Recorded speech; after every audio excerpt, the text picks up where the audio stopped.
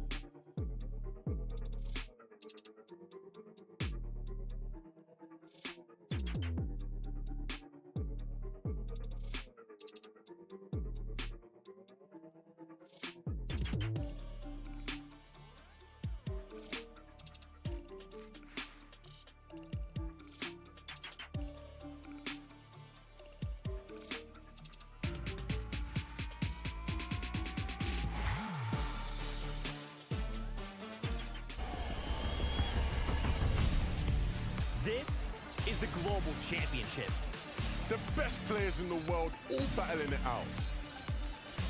Insane matches already today. These are the moments that make these players championship material. One chance to make it happen, and they take it by force. It is going to be absolutely insane.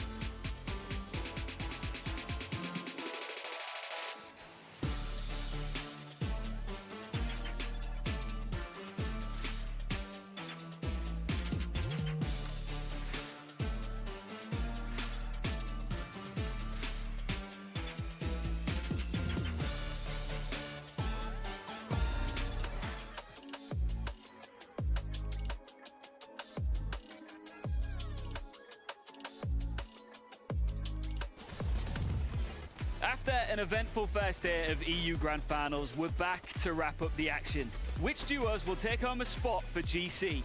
Who will take home the Axe of Champions this major? Well, we will know after these 6 games. A duo that has impressed the entire region is Swizzy and Putrid. With a solid day 1 performance, and as the only team in the lobby with an average placement below 10, they are now leading the pack with 50 points. Can they maintain the lead today?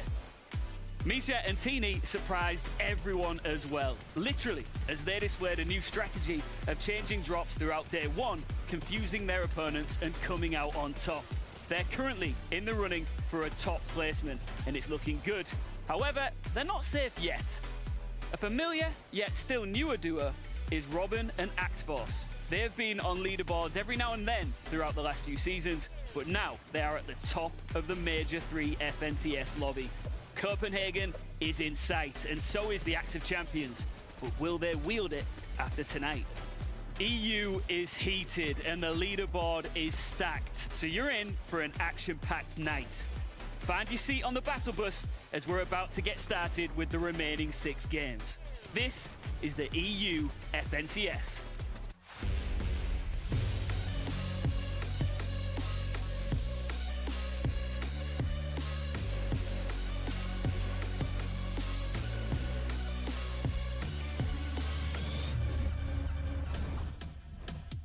It's Championship Sunday, my favorite kind of Sunday.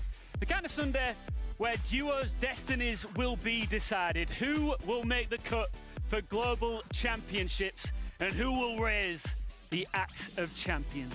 My name's Ian Chambers and you are watching the FNCS EU Major 3 Grand Finals Day 2. We will soon find out the questions to all of our answers, but to lead you through why you need to be excited for this, why you have made the best decision of your life joining this broadcast, please welcome Minimana and Takata. All right, guys. Look, man, you're literally just wrong, though. No, yeah, but you're no, I'm right. Correct. Like, no, I am correct. Are you all right? You're just, oh, hey, Look, you realize we're live right now on the broadcast. Just a little banter, a little friendly discussion. Beef? No beef. He's just wrong. We're friends. See, right. He thinks I'm wrong, you're just but he wrong. doesn't know that I'm right. Guys. We'll get to this. Listen, I know you've got a score to settle, and we will do that. But for now, listen, it all comes to a head right here, right now. Day 1 was epic. Day 2 is the decider. Yeah, day 1 was crazy. I think day 1 just showed us that anything can happen in Fortnite, right? Just, you know, everything you expected, just throw it out the window because it just all changes. It was unexpected, right? An unexpected day 1 for the EU Grand Finals, but I mean, it would be surprising. It would be great if we also had an unexpected day 2. You guys are normally best of friends, right? But I know today you've got differing ideas and thoughts on who you think is going to win today. So I've got a bit of an idea, right? Okay. Personally, I love a rap battle. So I'm going to put you head to head, right? Takata, you're going to go to this side of the studio. You, Mini, are going to go to this side. You're going to have 60 seconds to make your pitch as to why you think your duo will win here today, all right? All right, sounds good. I'm a rapping genius. Okay. So, Okay. And I just know they're going to win, so it's pretty simple. Yeah, but he's wrong. Is he in your head? I'm not quite sure here. This is going to be the rap battle bus. Takata, please take your position on your side of the studio. Brother, I need to know, is he in your head here? No. Like the thing is, he's not that confident in his studio. He'll talk about my cash cup placements and try and like roast me in that. It's like, Yeah, okay. you know, that's all he has really. So man, I'm not sold. I think you're a little bit stressed. Let's find out. Over now to the red corner with Takata. Your 60 seconds start now. Let me start you with the GOAT, the greatest of all time, the best to ever do it, the 5X FNCS champion Tayson, duoed up with Merstash, the mechanical beast, leading this duo in terms of eliminations. Now, they are the only EU duo to have gotten a victory royale every single grand finals this major. Let me even take you back to Major 1. Tayson and Merstash in the 7th place spot, day 1, just like they are today. 120 points behind first place, but what we didn't know in Major 1 is that they were gonna make history in day 2. Day 2 comes, and they lift up that Axe of Champions, winning FNCS with the greatest comeback in EU Grand Finals history. This duo is going to do exactly the same today. I know you might feel a little bit of deja vu because this duo is gonna do exactly what they are accustomed to, and I have no doubt in my mind. You heard the that's it. You're done. All right, Okay, finito. okay. I know you tried to squeeze an extra few words out there in your pitch, You know, but I'm didn't get taking it this all. seriously. Okay, I didn't get it all, but you know, I think it's enough. I'll give Minnie the little extra time, you know. That was strong. It was pretty strong. I feel like he was waffling a bit at the end. You know, he's trying to fill the time. Okay. I'm here for this. Minnie, go get into your position. You are up next. yours was good. I asked him the same question. Is he in your head right now? Look, I think he is. If it's going to be anything like his Cash Cup placements, I have nothing to worry about. Oh, you're bringing that to the table. That's cold. That's how it is. That's how it is. I'm just Okay, saying. over now to the blue corner with Mini Man. And Mini, you've got 60 seconds starting now.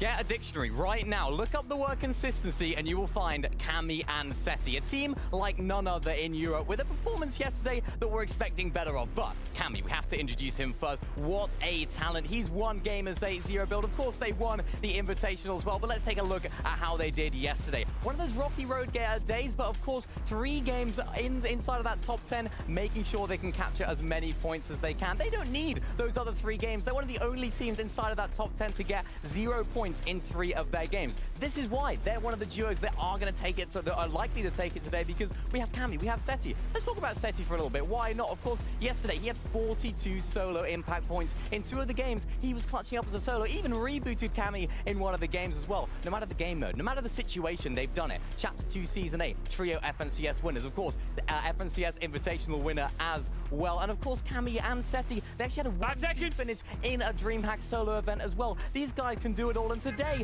if they find that consistency, they will find... Okay. Time up. Mini was spitting bars. Look, it was good. Okay, I'll give you that. Yeah. I heard a lot of solo clutches. This is a duo competition, Mini. I'm just saying. Yeah, but if you have 2 solo players that are just confident, you know, you have to be confident in the duo. And yeah, they weren't as consistent yesterday. You guys still going? Oh, I literally... place. Yeah, but We said 60. I could keep going.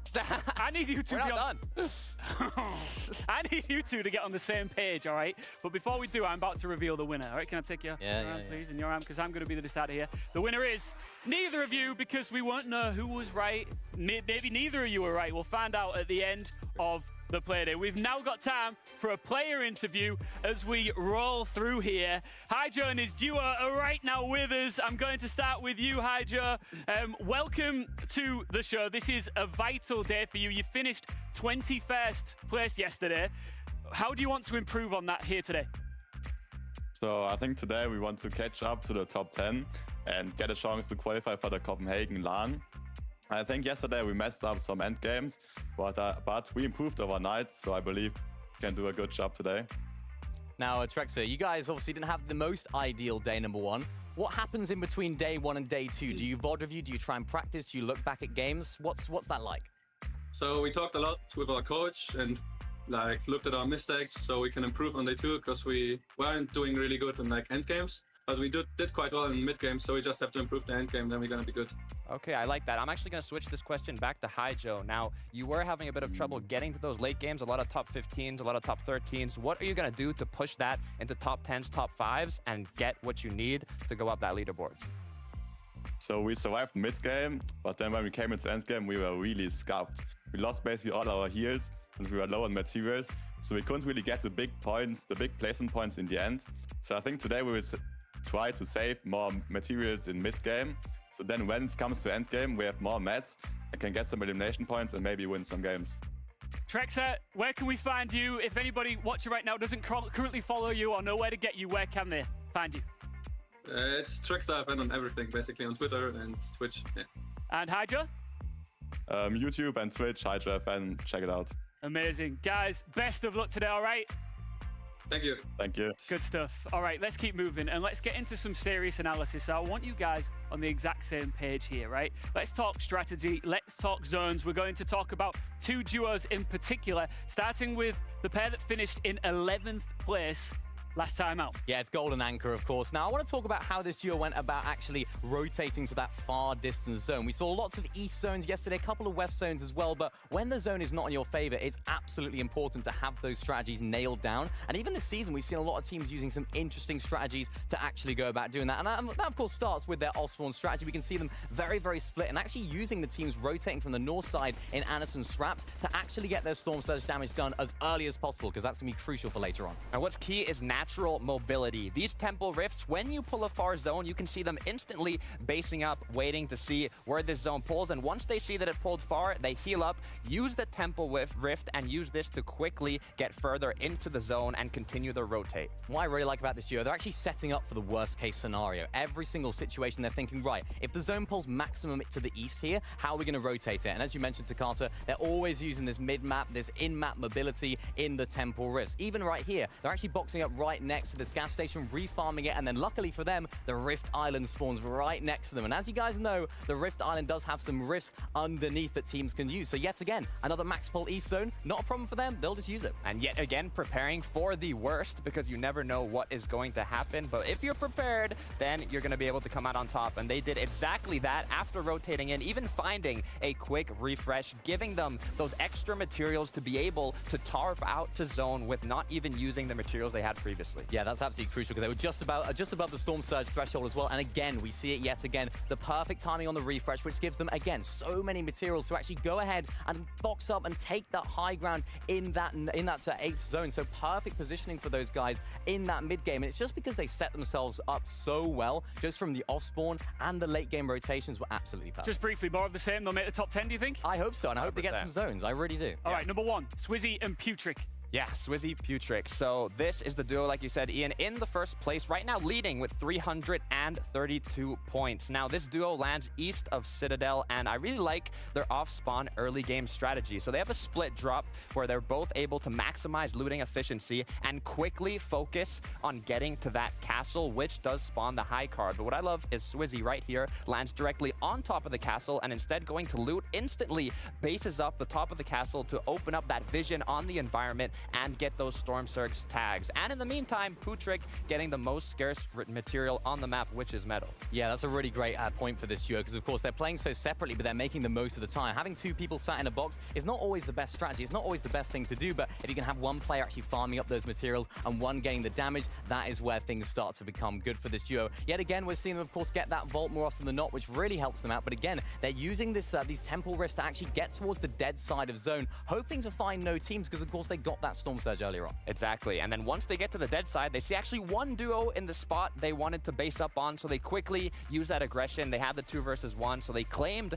this position, which later on they used to get a freer rotate, because they rotated right behind the duo in front of them, taking shots at them, making them build, making them panic a little bit, and just using their materials, kind of recycling them in a sense to continue their rotate forwards. And of course, because they get that vault, they do have 2 assault rifles right there. They're using the Flapjack and that MK, so they're able to actually just continue that close range and mid-range spray with these mythic Flapjack assault rifles. And even those slurps that they get from the vault, they can actually use to tank the zone in these later game rotations or later map rotations. And we can see them doing that in this game. Really, really great stuff from this duo. And that's what separates some of the newer duos from some of the more experienced players, because they can then use that to take high ground and find that confidence. And it pays off. They took high ground, just like you said, Mini, using that in-storm rotate and got the VR from the height, so you know it paid off.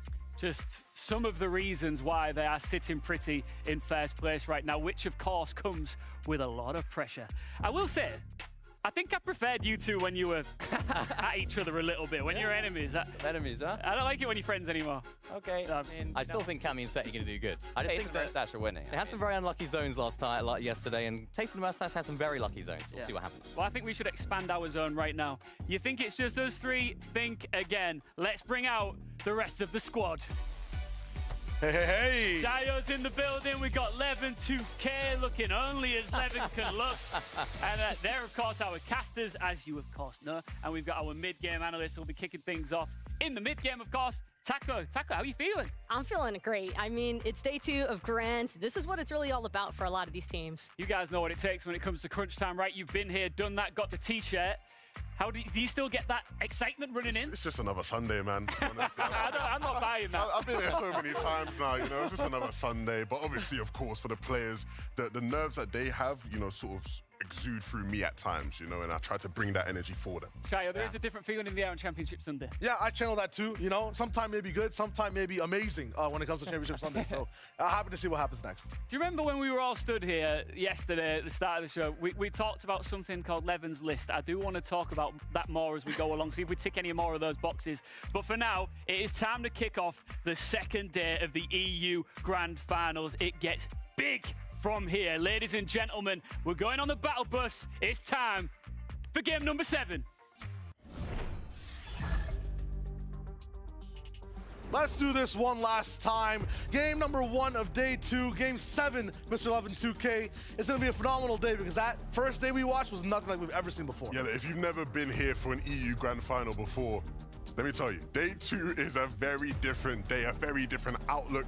all these players last night would have been practicing, working their hardest to watch the games back, see what they can fix up for today, and I promise you there'll be some whole new strategies. Absolutely, that's why the finals feel so grand. I feel like we've never seen a competition this close, so let's get a bit closer to it. Let's dive right in to Game 7, Day 2's game number 1.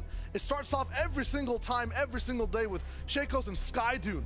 What's the entire Spire going to look like? Who is going to contest them off spawn? Do they have it free? Because if so, that team only needs 2 games a day to stay in the top 10. Meanwhile, near that top side, the entire podium, first, second, third place, switching every single game, and that gets determined off spawn too. It's the same as Day 1 here. Shaco, Skydune, Pablo Ingo, Bevies. Let's see who wins. Earlier on in Day 1, it was Pablo Ingo and Bevies who just popped off, being that much more confident off spawn. Have they got a better drop map? Do they have better glides to get in here, strategize, and take apart this duo that's been so momentous and strong immediately already?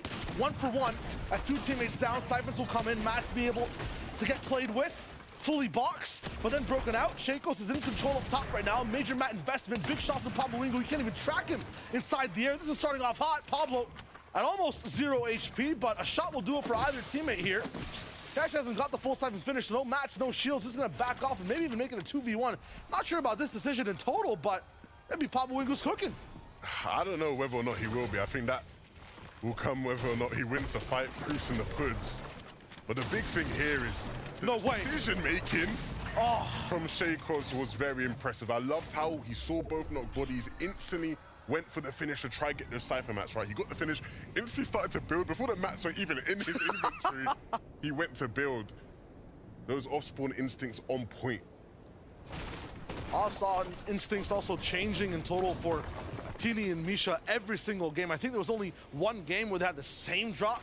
I think it was game 3 and 5 or 1 and 3, but past that, they've been all around the map. Yeah, this is something that you don't see typically in an FNCS Grand Final. These guys have been playing drop spot roulette, landing all different areas in the map, and truly, one of the most impressive things we've seen in so long, right? You know, for a team to not have a set off-spawn strategy, they just run in and go in all different places in the map, and still being as successful as these guys have been, truly impressive. Absolutely. I'm not sure if it's bus-based. I'm not sure if it's just on the POIs that are closest to their drop, but the best thing about Misha and Tini we've seen today is just know exactly when a duo's weak.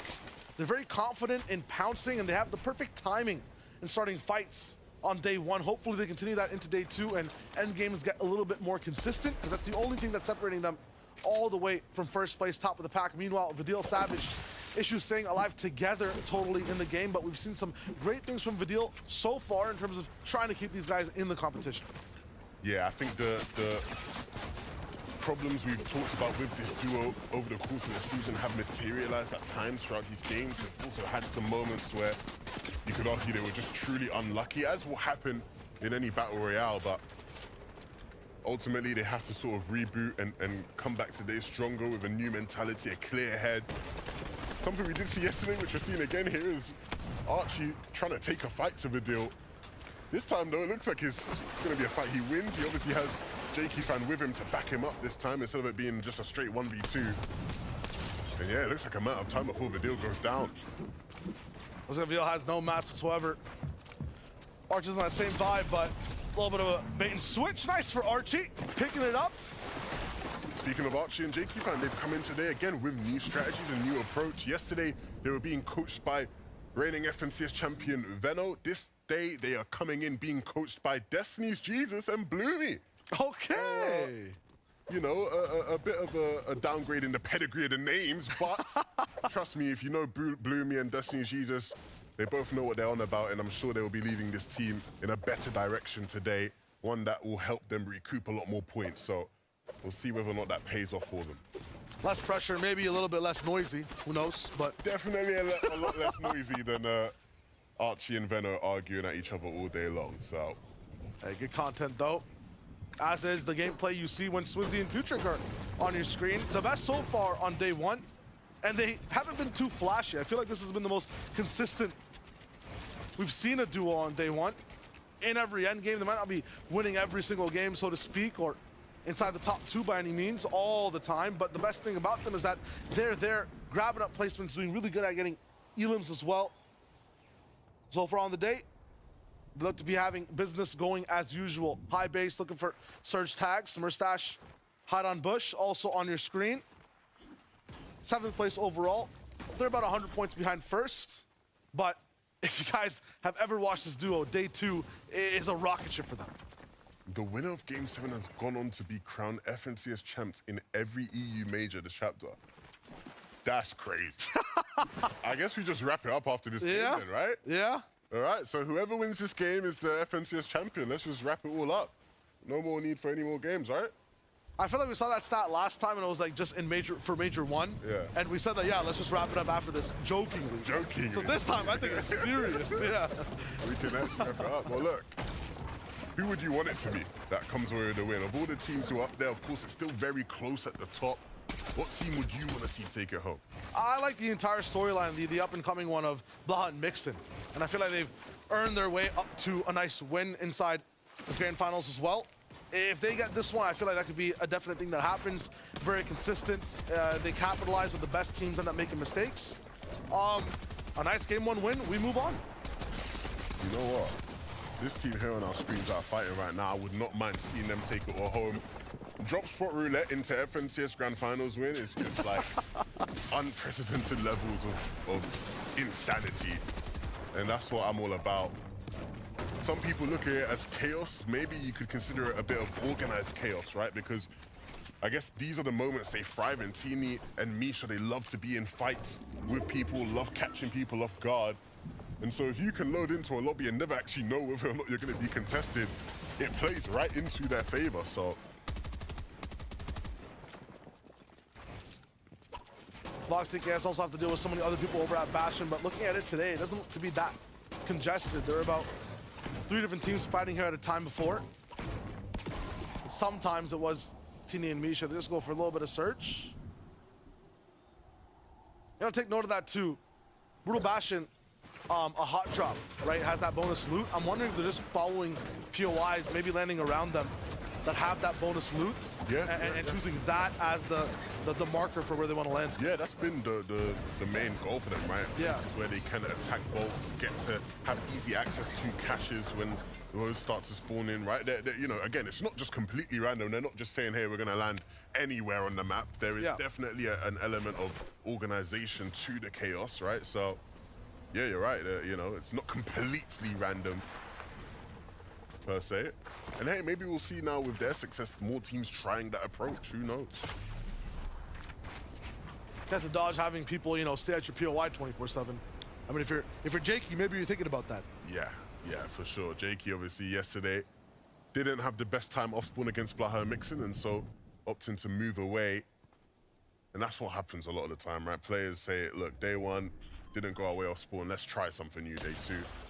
And worst case scenario, the last couple games, they might go right back and see if they can make it happen. Talking about Game 7 winners as well, I mean, it might be Axforce, Robon. These guys were a powerhouse on day 1. You saw them, you heard them on the map every single game. They had big effects on the whole lobby. Yeah, I think, you know, we got the chance to speak to Robin, and he seemed pretty chuffed with how they've done so far. I think today his mentality has very much been, we're going to come in and play our game. Keep doing the things that were working for us yesterday. Let's not overthink it. Let's not, you know, doubt it too much. It's working for us, so hopefully that stays true for them. Very jobs not done mentality. Melody and Kefi gonna be the receivers of pressure for Future right now all the way up top, but lots of damage returned back. I have the confidence in the timing from Melody there. 240 above, so no matter what, the trade's going fine. And Swizzy just jumps in by himself. Thing to note though, you see on the backside, Hedras coming in. These guys have third-partied so much all throughout the day, silently as well, so Swizzy's got to be careful or else this Game 7 might just prove to be disaster. I don't know, man. The way this guy's been moving, I don't know if I'd count him out of any situation, really. That's a free beam for sure. Next, he's got him, and Hedra is now on the same page too.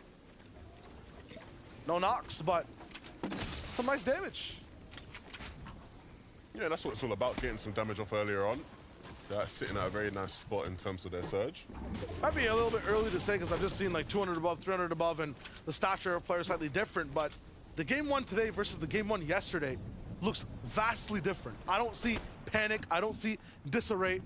I see calculated takes on fights and rotations all around the map. Well, I think the benefit is these players have had the chance, right, to get a feel for the lobby and get an experience. And then go back and re-strategize on how they can get surge. Because you're right, we saw so many players struggling with that, especially in the earlier games yesterday. Blur's not going to make it through as Asa and Slove are also looking for a fight here. In terms of zone, I mean, we're starting it off the same way we did yesterday, up top in the north. Any surprises there? Nope. Yeah. On one of the hottest days for us in the studio. Hot day, yeah. We don't get many hot days here, but certainly happening. Anas and Strapped, of course, we got to see them winning a game yesterday. I'm sure all the Danish Fortnite fans will be hoping to see plenty more of that. Strapped was putting in work. Yeah, you know, Strapped is the sort of newcomer, the young star that is being nurtured under Anas's wing, and he was certainly showing off why he is considered a young star right now. Absolutely. I mean, more on Roban, Axe Force, and honestly, what's going on in the early game. Taka, what we got?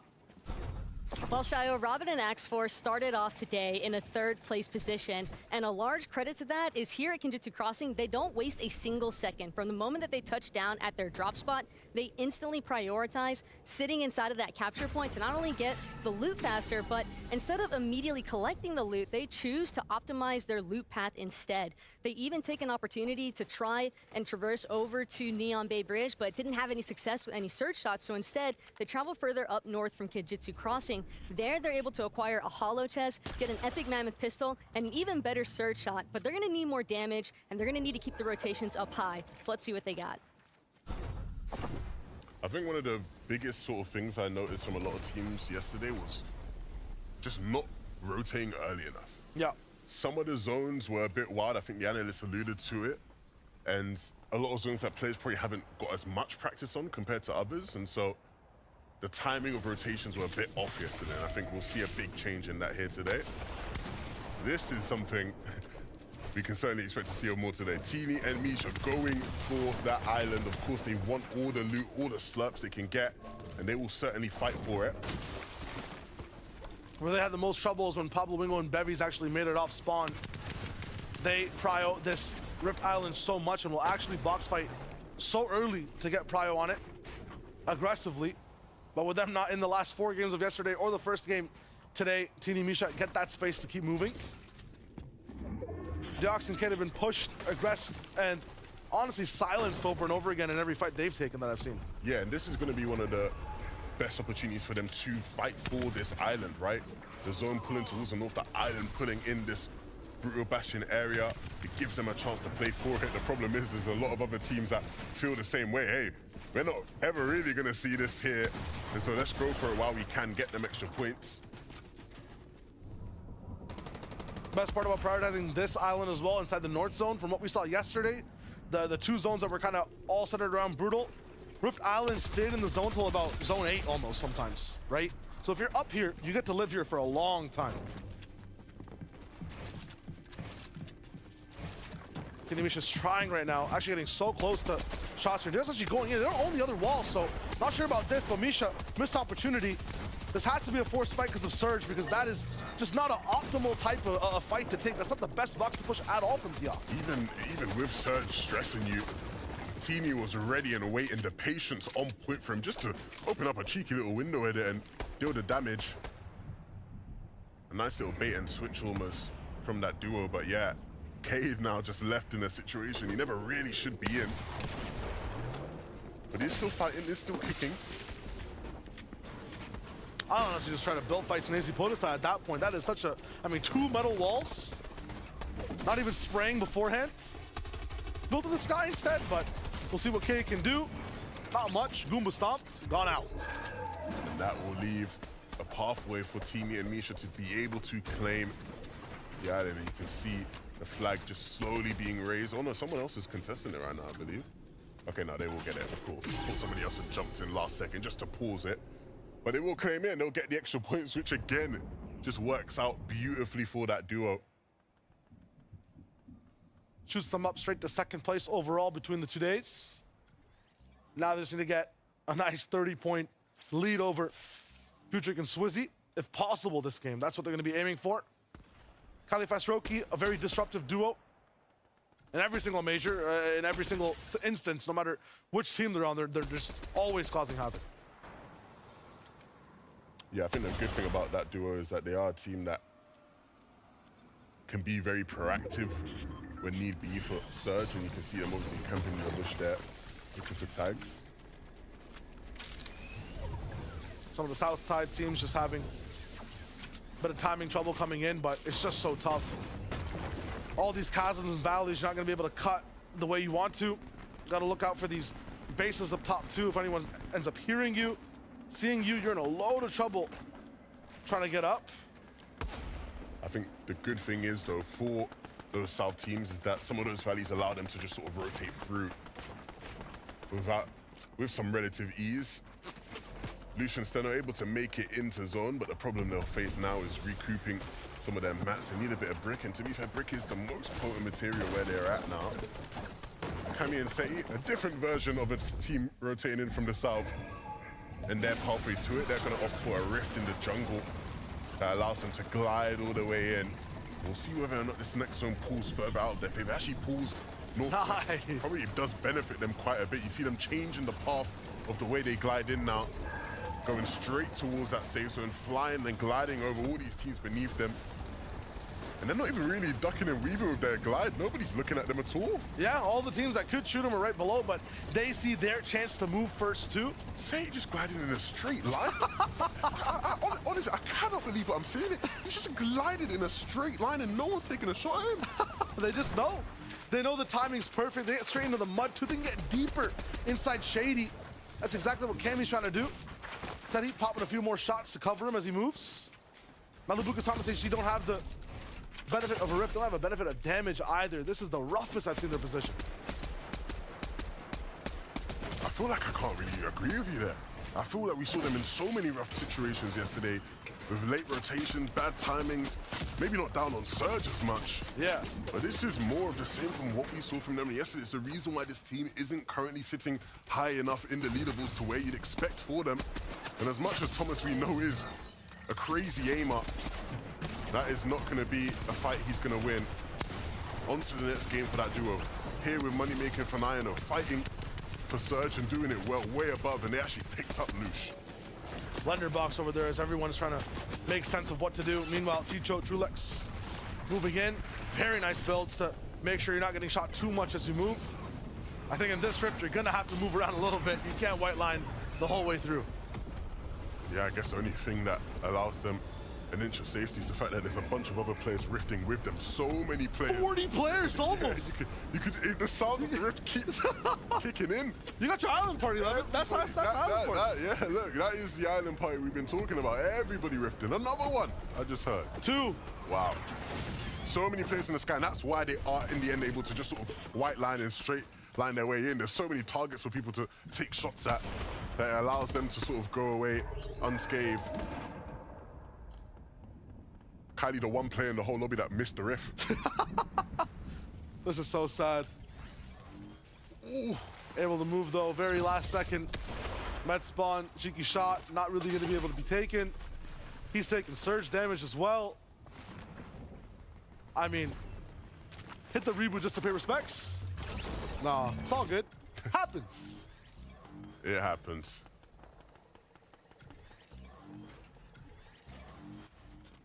Skyder and Shakos holding on to one of the upper parts of the map, looking for control, and we saw how they usually had that planned for the Rift Island all through yesterday. It's one of the first times you see them not actually closer to that island, but you said, Levin, that's because sometimes it doesn't really spawn near the spire, so they have to actually switch up plans, do something different, end up going for high early in these later zones. Yeah, but it doesn't have to be that different just because they still have the great loot of the vault, right? They still have slurps to play with. Unfortunately, they're a bit of an overpeak. Means they'll probably have to pop a slurp a bit earlier than he needed to.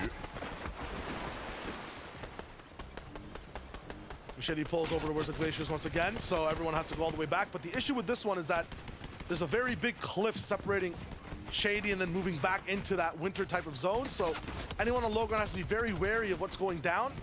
If that low ground goes deep, has water in it too. So anyone down here has to deal with the pressure from Shakos, Putrick, and everyone from up above. And all these thirsty players who need Surge down below. You'll notice you don't have an instance outside of my voice where shots aren't being fired.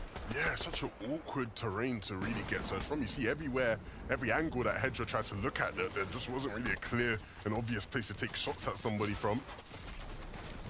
A lot of the time, people will base up their first clear out sight lines. Since no one was on this right side of the map immediately, there's so many trees up. And this entire field of play looks like a sinusoidal function, just going up and down and up and down. You can't really track any type of straight sight line. We're going deeper into the glaciers now. So for a majority of the lobby, it's a max move. Chitro, Trulex, DKS, Anas, and Strap, who I think are taking surge damage, all just have to move. Skavi and Vacant, that's the POV we're watching right now, a max rotation. Yeah, and they're all gonna go up that glacier, right? It's not an easy path to get up into zone. If you don't have materials, it's gonna get real tough for you. This is just absolutely no chance. I don't know what type of miracle Skavi's gonna pull out here. Might just go straight for an Elam if they can. A double up, yeah. They can hit the shields, maybe even cracking behind them. This is gonna be tough. Unfortunate for Hedra. Lost in the moment. And now there's 3 glaciers for these guys to climb. Yeah, but at least he gets a slurp, right? That will go a long, long way for them. They can mushroom their way up as well. And even though big damage being taken, if you can find some space, that's where the slurp kicks in and gives them the room to stay alive in this game. That's just part 1, though. They might seem safe right now, but that's just from the jungle. They still have to move. And there's so many people also doing the same thing. Shaco, Skydune, maybe even tempting heights. Anas right behind them. Swizzy, big fights. Cone in the box, but no fish to be caught. Yeah, you can see these guys so active, so proactive. Both players constantly trying to make plays. Maybe if they'd waited a second and Putrick was there ready to claim the cone, they could have maybe snuck in that limb quickly, but now the focus on the moving zones. First moving, pulling back down towards the southwest. Flapjack, Mammoth Pistol, Breacher, 4 slurps. Is that not the wave for Swizzy? I mean, he's got the firepower. Look at the brains from Seti, though. Yeah, look, who's rotating on dead side. Is there any surprises here? None whatsoever. These guys gonna look to build up now as well. Wow. Asserting their dominance over this lobby right now and looking over to Height on the other side of the zone and saying, look, you guys wanna hold it? We got a really solid base over here. And this might be a first moving Height hold from Cammy and Seti. They're going for it. Chari Gear is moving under them, so they might look to disrupt anything that happens or just use their power as a shadow for themselves. Suzy Putrick had so much trouble getting in, but just 1 slurp really keeps their chances high and alive. Saving on mats too. I'm liking Swizzy not covering on this dead left side. Really nicely done as he moves back down. Skivvy doing his best to keep his team fighting in this game. Dexy taking out for even more. He's trying for it, but now a little bit of a just mishap on where he moves. In the zone though, so he can take a pit stop right here. Him and Vico solo clutching box to box. Yeah, but Vico's working with a lot less HP, and Skivvy will take great advantage of that, snatching the Breacher shotgun as well. All the potential for plays now. Thing is, though, that potential might run out because he has no space or room to keep moving. We'll zoom up a little bit, see exactly what Teeny and Misha are doing, playing inside the future, inside the front part of the zone. They're really trying to claim as much land as possible. Then look back and go for big shots. Teeny, a haircut almost given for free, but now there's a cost of a few mats. Pressure and time. Has to run away. Left side still open. Seti Kemi, do not stop the rain from above. Yeah, such a difficult zone for anybody to take Height off them, and I think that's why they felt so comfortable playing Height so early, and it's working out a charm. Everything down below is just moving, mission, mash. There's no way people can even look up for 2 seconds. So free for Seti and Kemi for now. And a nice edit from Swizzy as well. He's making this look absolutely flawless. Steamy, a hot knife through butter. Still tracking Skydune, but maybe a bit too intense and entranced inside the fight. Swizzy now has to just box up. No mats available either. His last shot now. Swizzy was getting flashy on us, but he couldn't get the elim for it. Spots out another player, and that one will connect it. Skivvy that falls, trying to look for heals, and a med miss is perfect. Allows him to stay in that zone a bit longer, but the Height team is watching. They're ready and waiting. They ain't waiting for anybody to flank them. They're just trying to take them down. But Swizzy's still staying alive. They've lost attention on him, and he can now just scurry around in the zone, look for it, and he might just find it. I like that movement. One more shot all the way up here. He needs to get that siphon, but no!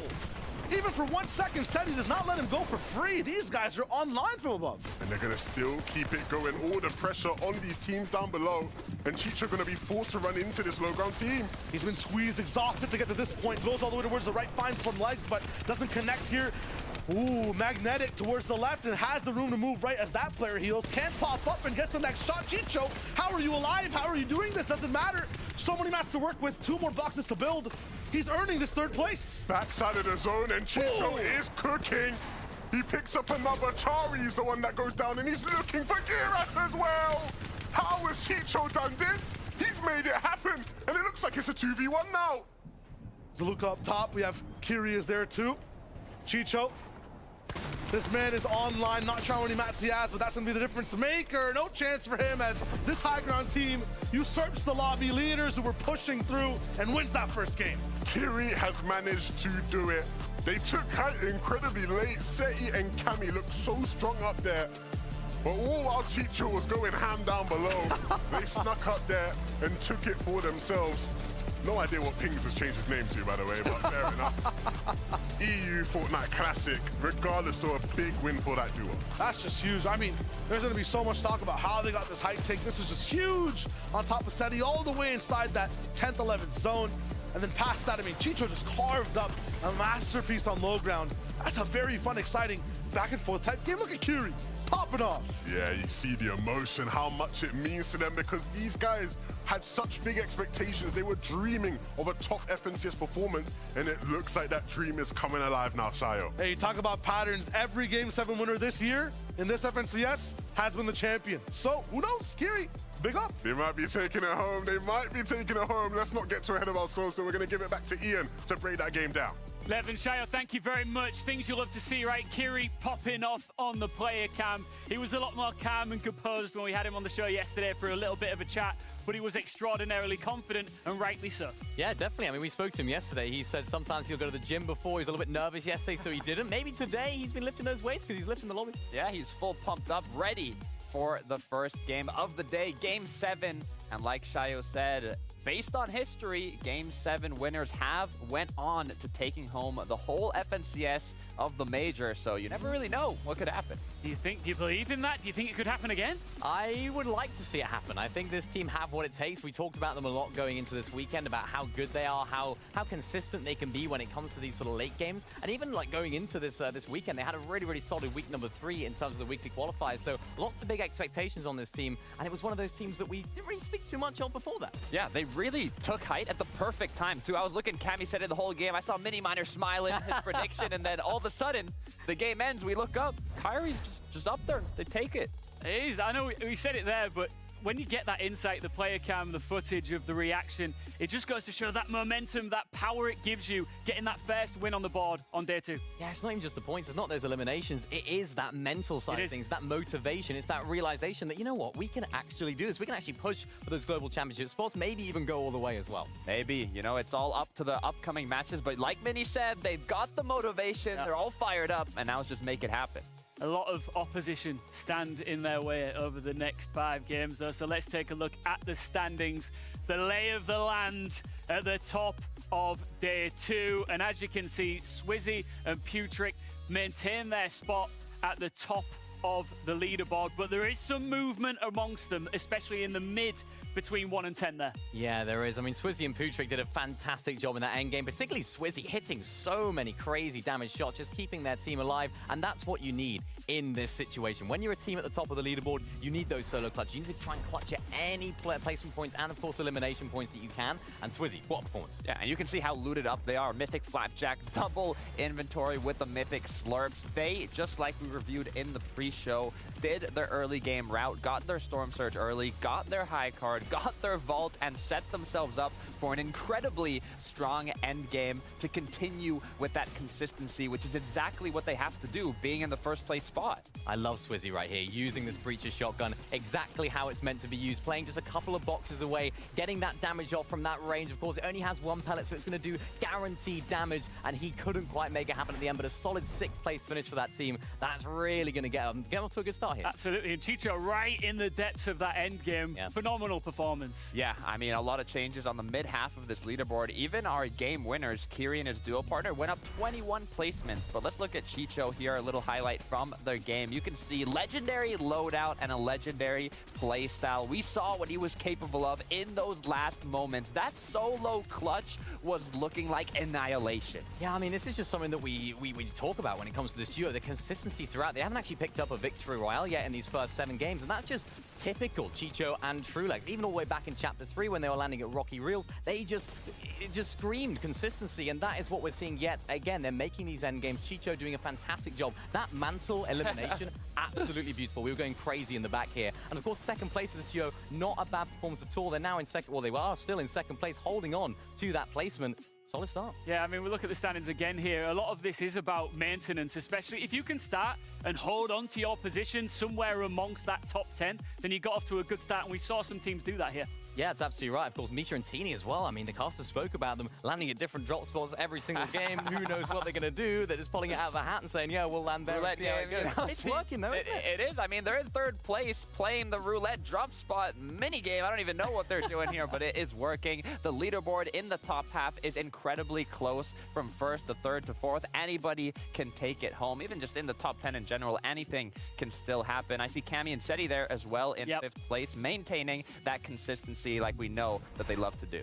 Yeah, it's fantastic stuff from this duo, and I really like the way that they rotated that 9th zone. Perfectly played, dead side positioning, and they saved so many materials. Even earlier on, thinking back to that rift that they used inside of the storm, so many materials saved, not even tagged up one bit, but unfortunately we saw it right there at the end, just ran out of steam right at the very last minute. We can see Seti right here with 0 builds, just didn't have anything left in the tank, and that's where they lost time. It's kind of that change in play style, right? We're not used to seeing them on the high ground, but now that they start doing it more, they actually took high ground incredibly early, and unfortunately ran out of materials before they could finish off the match, but still a huge first game for Cammy and Seti. That's something we haven't really seen too much from them, is that getting those high ground refreshes. We've seen them take height, we've seen them do good from there, but it's actually converting some eliminations into refreshes so they can keep it. I want to see more from them on that front. Well, Kiri and his duo, the latest Victory Royale winners, massive leapfrog, massive jump, 21 points up the leaderboard. Do you think any of the duos now a little bit lower on will be looking at them going, hey, we can get right up there if we get the business done here? Look, remember, global championships, 10 places today are for globals, and some of the top 10 have already qualified. So if you're not even in the top 10 right now, you're still pushing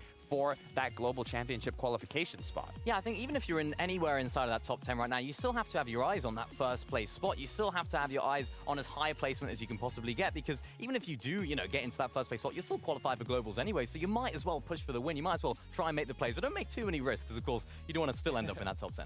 Hide on Bush, Thomas HD, where is everybody?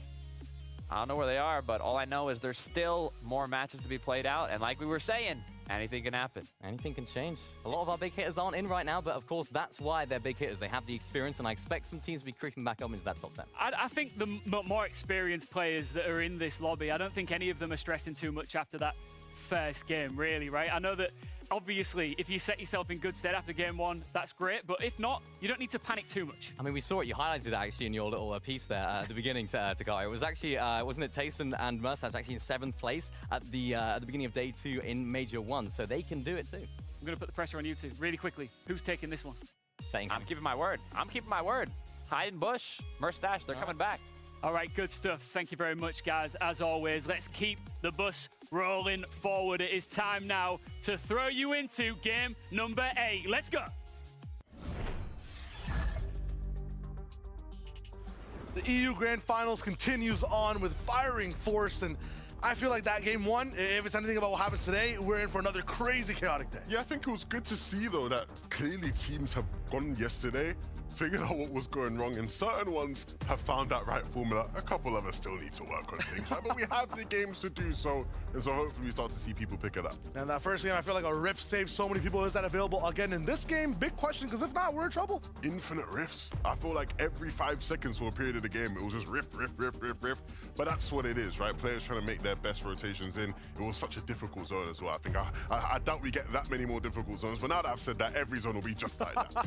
A confidence, dominance from so many teams, but let's rock it back for another game. Game 8 for the EU finals. It all starts over at the Spire, game after game after game. We get to see if Pablo Wingu and Bevies are unleashed from their chains and get to just run the lobby. Yeah, I'll be real.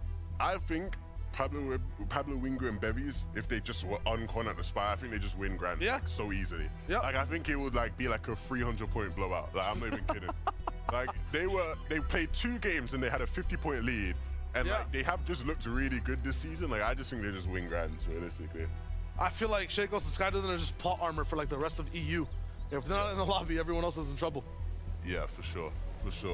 But look, the fight will begin again, and once again it just looks like Skydoon and Shakos just have the better drops, and so they will take Bevies down without really much of a chance for him to respond. Both of them have shotguns. There's just not much Pablo Wingu can do, yeah. That's it. I'm just wondering, like, between these players, between the 2 days, nothing really seems like it's changed so much so for Pablo and Bevies. All that could have changed is just them having better drops. Yeah. I'm sure last night they just did drop spot practice for hours and hours, but ultimately... Need a few more hours. Nothing's clicking. They need that God drop map, but they don't seem to have it. Well, good Thomas, trouble in that last game. You were saying, Levin, that it's kind of similar to what we saw before. I think the biggest difference for me was just seeing them so down bad on Surge, not even being able to clutch it after the fact. That was the only non-normal thing, at least for this duo, in terms of the struggles we see for them game after game. Yeah, I think historically they've always been able to you know, be better on that front. But yesterday, you know, that looked like a standard game for them yesterday, where they're just behind on things, struggling with Surge, and just can't find anything out of it. And that's tough to see, because I think you look at how talented these guys are, and they're, to me, the 2 best players in the world of Fortnite to never win an FNCS, like, easily. And so, hey, we'll see whether or not things start to click for them as the day goes on, but I think what we've seen overall this season is that many of the best teams in EU were struggling to really figure things out. Hey, this is now statistically one of the best teams, and they're not struggling whatsoever. Misha, Tini, looking good. Another new drop for them. Well, not new, they landed here actually, I think, in one of the games yesterday, but new on the day, right? Obviously this game landing elsewhere, and a similar strat to what we saw yesterday, where they are just very much camping this tower. And again, it's like, they will just sit here and wait for someone to walk in. Props to them. Hopefully we tune in back with them when somebody's walking in. We'll check it out across the map. Jakey Archie this time. Oh, Jakey, the magnet, and the Archie reboot. Again, this is just not what I was expecting. If you told me that Archie and Jakey fan were going to be giving Mr. Savage and video problems, I would not have believed you. This is crushing for me. These are 2 of the biggest fan favorites. It's Archie and Mr. Savage. Like, my heart's torn here. You want both to do well? Yeah. In this game, neither might if Roban has his way. Boxed up is Jakey down below.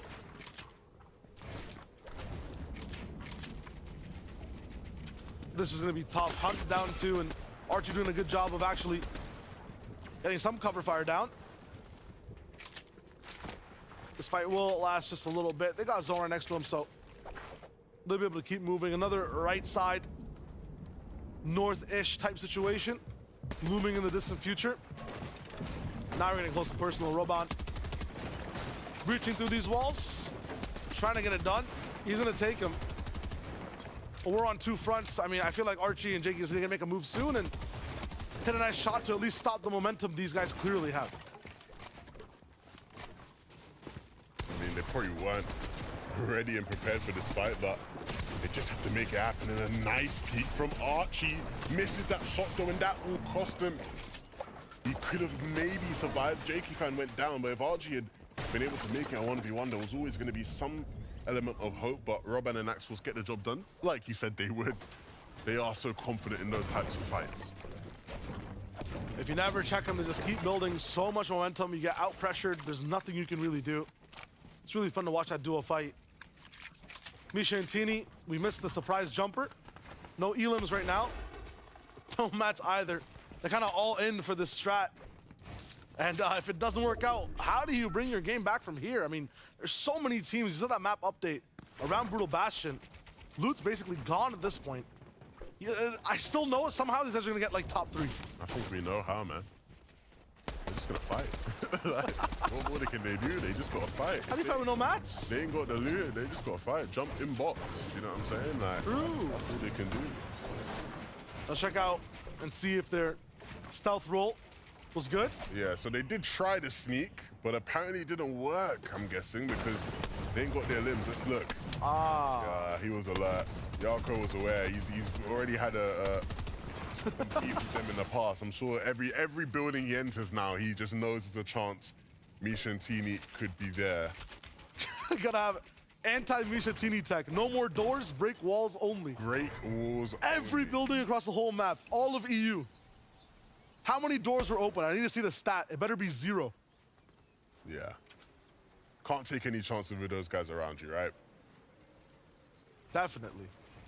Different game entirely. I feel like every time you tune in with Swizzy and Putrick, I feel like I'm watching Chapter 2 all over again.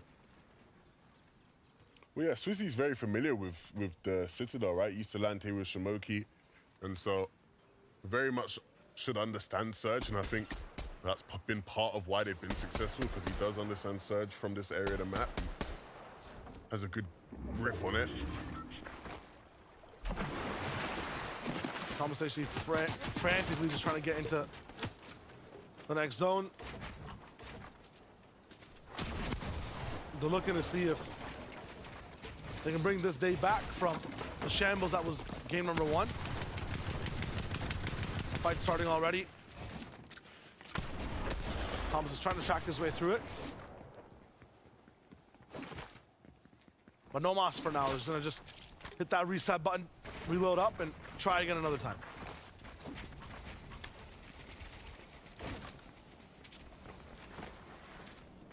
I think the big thing that I hope today is much different from this duo is their fighting power. There was too many times where we saw them in fights that you typically expect Thomas HD and Malabuka to win, and they just didn't quite have enough to get it done. And so I hope today to see them back to their winning ways when it comes to fights. Bare knuckle brawl for Chicho there. I mean, whoever he's fighting, both of them like, all right, let's just spray the whole mag. Whoever gets more tags, gets more tags. I mean, when you're looking for Surge, you know. It makes sense. I was about to say like Chicho won, but his opponent's hitting after the bell. Always gotta get the last laugh. Got the assembly, everyone's doing a clap, you know, you want to get that last one in. 20 minutes later, you're still here. Yep. Across the room. Nobody wants to be the person that doesn't get the last clap, right? It's true. Difference for the majority of EU right now. I mean, you saw a lot more composure in that first game because a lot of people got to VOD review and check out those north zones, right? Very different from day 1, but how is experience for a lot of the teams on the Shattered Slab side of things? On the Citadel. These end games too can be a little bit finicky. I know the playground doesn't look white in total in terms of terrain, but there still aren't many big cliffs. There's a big moat around that Citadel as well. I mean, there's a lot of terrain that you will not expect in this type of endgame. I'm looking at Cammy here, and just a moment ago he was up by his cache, and I think that's been one of the keys to Cammy and City's success, their ability to get to their caches much sooner than other players and really just lock it down. Not even have to worry about a team really contesting them for it. I feel like in that last game, they were locked in 100%, had the caches, had the good position. This game, they're activated. Like, they just let, I feel like, Kiri and Ping, they get up top, weren't as vigilant for someone to have that type of height take. This time, completely aware what's going to be going on around them. No chance they lose height or a game like that again. I think the main problem with that last game, right, is just they ran out of steam. They didn't have the mats. When you hold height from that early on, and you don't quite get enough of the loot from any elims you get, you're just going to run out of mats by last move in zone. It is just a foregone conclusion. Your only hope is that the players beneath you have also run out of mats, which in their case didn't quite happen. But I really like that play from them. I think ultimately it was the right idea behind that game plan. And so if Seti and Cammy are going to keep on coming in with the right strategies, maybe Mini Miner's onto something. Maybe they are going to be the team that sneaks up and eventually walks away with the whole thing. Jakey and Nathan, unfortunately, much similar fortune to them going down early on in this game. Not quite off spawn, but still not going to be making it past this third zone.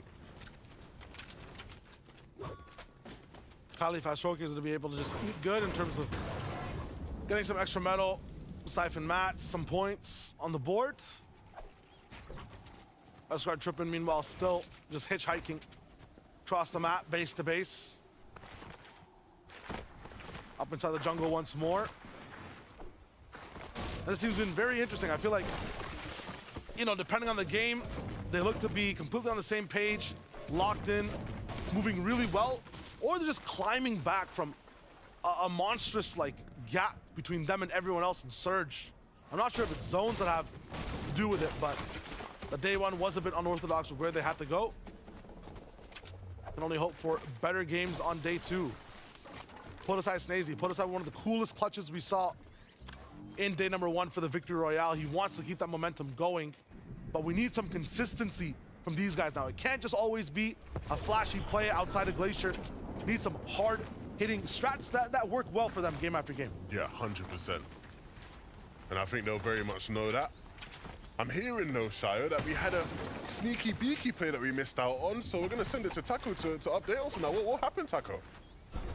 That's right, Levin. It's been the battle of the North here over at the mountains of Brutal Bastion. DKS and Voxy with the perfectly planned surprise attack here onto Svi. He was trying to acquire surge tag damage for Svi and Vacant duo pairings, but instead, it's going to be a forced retreat, but the wind tunnel interruption on both of them. Vacant with the immediate backup to push DKS and Voxy further down the mountain and away from being able to actually finalize that elimination onto Svi.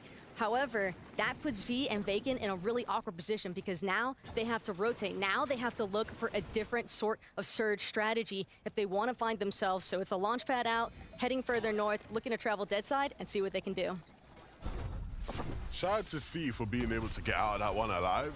But how on earth did he not notice them climbing up that massive mountain? Like, my brother, you gotta be scanning beneath you at least every once in a while. Like, he had no clue they were up there.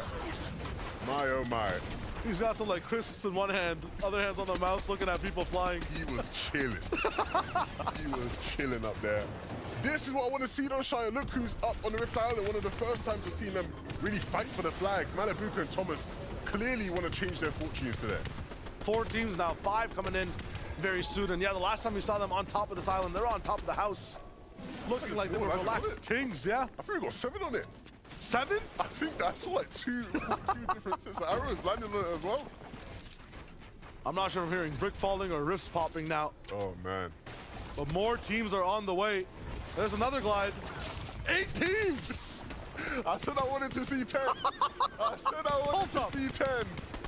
No way. I've got to do the maths on this. I think someone's below. Okay, the bonus I'm seeing I think are below, but there's a lot of people up there. They're just waiting. It's like a fuse. Yeah, so the thing you often see, right, when there's a bunch of teams up there, like you'll get this in like the last qualifying game for like a cash cup, right? So if it's like the round 1 of a cash cup, or even if it's like maybe like round 2 of an FNCS qualifier, last games you'll often see like a bunch of teams on there, but when they realize there's too many, they'll just drop off, right? Because it's like, there's just no point. Like we ain't got the slurps to outhill people, let's just drop down. So I'm expecting at some point a lot of these guys will drop off, but people are staying right now. 7 teams so far, I think. Wow. Almost 8. That's crazy. 9. Oh my goodness. Glorifiers had to give up height. What am I They weren't expecting it. Where do they even go? There's no room. People in Rumble Ruins are just looking and like, listen, we can't really shoot anyone down here. If we don't have an angle towards the top of Rift Island, we gotta just rift up and see if we can get Surge ourselves in a box fight. No one's going down yet either. Misha, Teeny, you're asking, you know, I guess I was asking, how do they switch up their game, just box fight? This is the best fight to be a part of. 10 different teams? This is a fight they would love to be a part of, right? They're moving. Should I get in? I said get in box, but I didn't think they'd be so direct about it. Look at this. What? What am I seeing?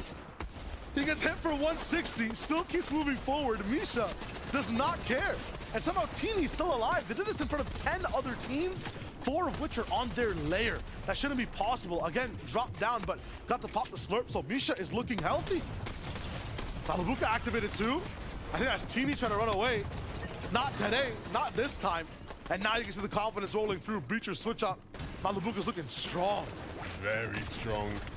And a big change in pace. I'll love to get the update on their surge situation, right? It looks and feels like they've done a lot more damage this game than they have in others. Misha finally getting taken out there by Blurfire and Skrill. So, yeah, their aggression finally being punished. Still, in terms of recuperating what they've invested over here on this island, you got to remember, they were the high ground team. They were about 5 stories up. They used a lot of mats to claim their spot over here. Everything you see up top, aggression finally Skrill and Blur. They half on mats for each still. They got to find a way to come recuperating what they've been. Most definitely qualifies as an island party for sure. What we have seen in this game. Oh man, Podosai, they didn't jump in the pool, Evan, like everyone else. These guys were. But you know what? When you go to a party, there's always them guys that are just standing in the corner. Yeah. You know, they don't want to start dancing or getting involved. They just stand at the side of the room. On their phone. No one knows I'm in the FNCS Grand Final. Then the guys that open up their phones and scrolling through the weather app and stuff, trying to look busy. That's what these Open guys the camera, close the camera. Oh man. Podosai's got to just get the rhythm, rock with the music now. It's time to really party. You see, they pop the slurps, and they're popping slurps out here. I want to see them just jump in the box, right? Like, you ain't getting tags from here, my friend. There's plenty of players for you to jump in on, and plenty of players on the island that need to also jump in. It's a win-win situation. Let's all just fight. I'm down. Here it goes. Podosai moving in. First Elam down, second takes 2 shots. Get in. That's what I want to see. 2 teams desperately needing surge. Let's just fight. Forget all the long talk. Just fight. 2 shots, that's all it took. Basket down, now these guys are having fun. It still seems like there's 86 teams on this island. Everyone else is hiding way on edge zones. Some people below. Inside Rumble Ruins. Once again, though, I feel like confidence is back. Thomas taking long-range shots. And while everyone looks good, the rest of the lobby is still kind of activating on their own. Trulex still finding a few eliminations. And at the same time, Vico trying to climb up the ranks again. He gets his own too. Chicho finally down though, so they're trading back and forth on the other side of the map. Traxxer maybe taking a little bit of damage from Surge. I'm not sure what it is, but he's in the box right ahead. Malabuka does hear that. He has the breacher. I mean, if he's looking confident, I feel like Malabuka pushes that fight. I mean, you'd think so. Maybe again, just cautious and wary of how many teams are here with them. And as much as the island's been crazy, all these players rotating from the Rumble Ruin side. This is very much the congested side of the zone if you couldn't figure that out for yourself. And we're seeing the effects of it. Players dancing around each other, just trying to get tags along the way, fighting along the way. Swizzy finally finding some mud, and that will just allow them to slide in just a bit quicker. But still very much behind so many different teams, and gonna even look to take shots at some of these teams. Anchor's gonna be his next victim. I'm watching a Chapter 4 Season 3 trailer. Like, this is crazy. Sliding with mud, moving in. Swizzy's good. This is really important for them just to get past this point. They have to hold on to that lead. 50 points becomes 60 points, becomes 70. Another big max rotate for them to use and move with, but they know everyone's going to be landing right beside them. Yeah, and it's so difficult for those teams. Slove and Asa way on the other side of the zone where it isn't as congested, and so just going for some box fight plays. Eventually then getting caught in the storm and still looking to fight. But that once again plays right into their hands. Artists falling in their sights. They're part of the pack that has to make that big rotate. No one's even on that left side, except for, like I said, Ikemi. I don't even need to see him, but... Yeah, zone pulling southeast kind of just puts them and the whole lobby in between where they need to go, so... They're gonna have to get creative on this rotate, especially with the map Slove's working with. They're gonna have to get real lucky with the timings. But you can see it making it work so far. And it's actually happening for them, Slove. Barely having to use many builds, finally starting to run into a bit of trouble. The players ahead of them looking back, and yeah. It was just a matter of time until somebody got a big tag on. But Asa's clearing the way. There was a big brick drop just right beside him. Missed it as he dropped down. It's slightly further back, 3 builds. Props to Asa, because he made that rotation work even with the minimal amount they had to work with. It's huge. Might have to just still move again. I think the best thing they can hope for maybe is a bounce back. I think we get a pullback.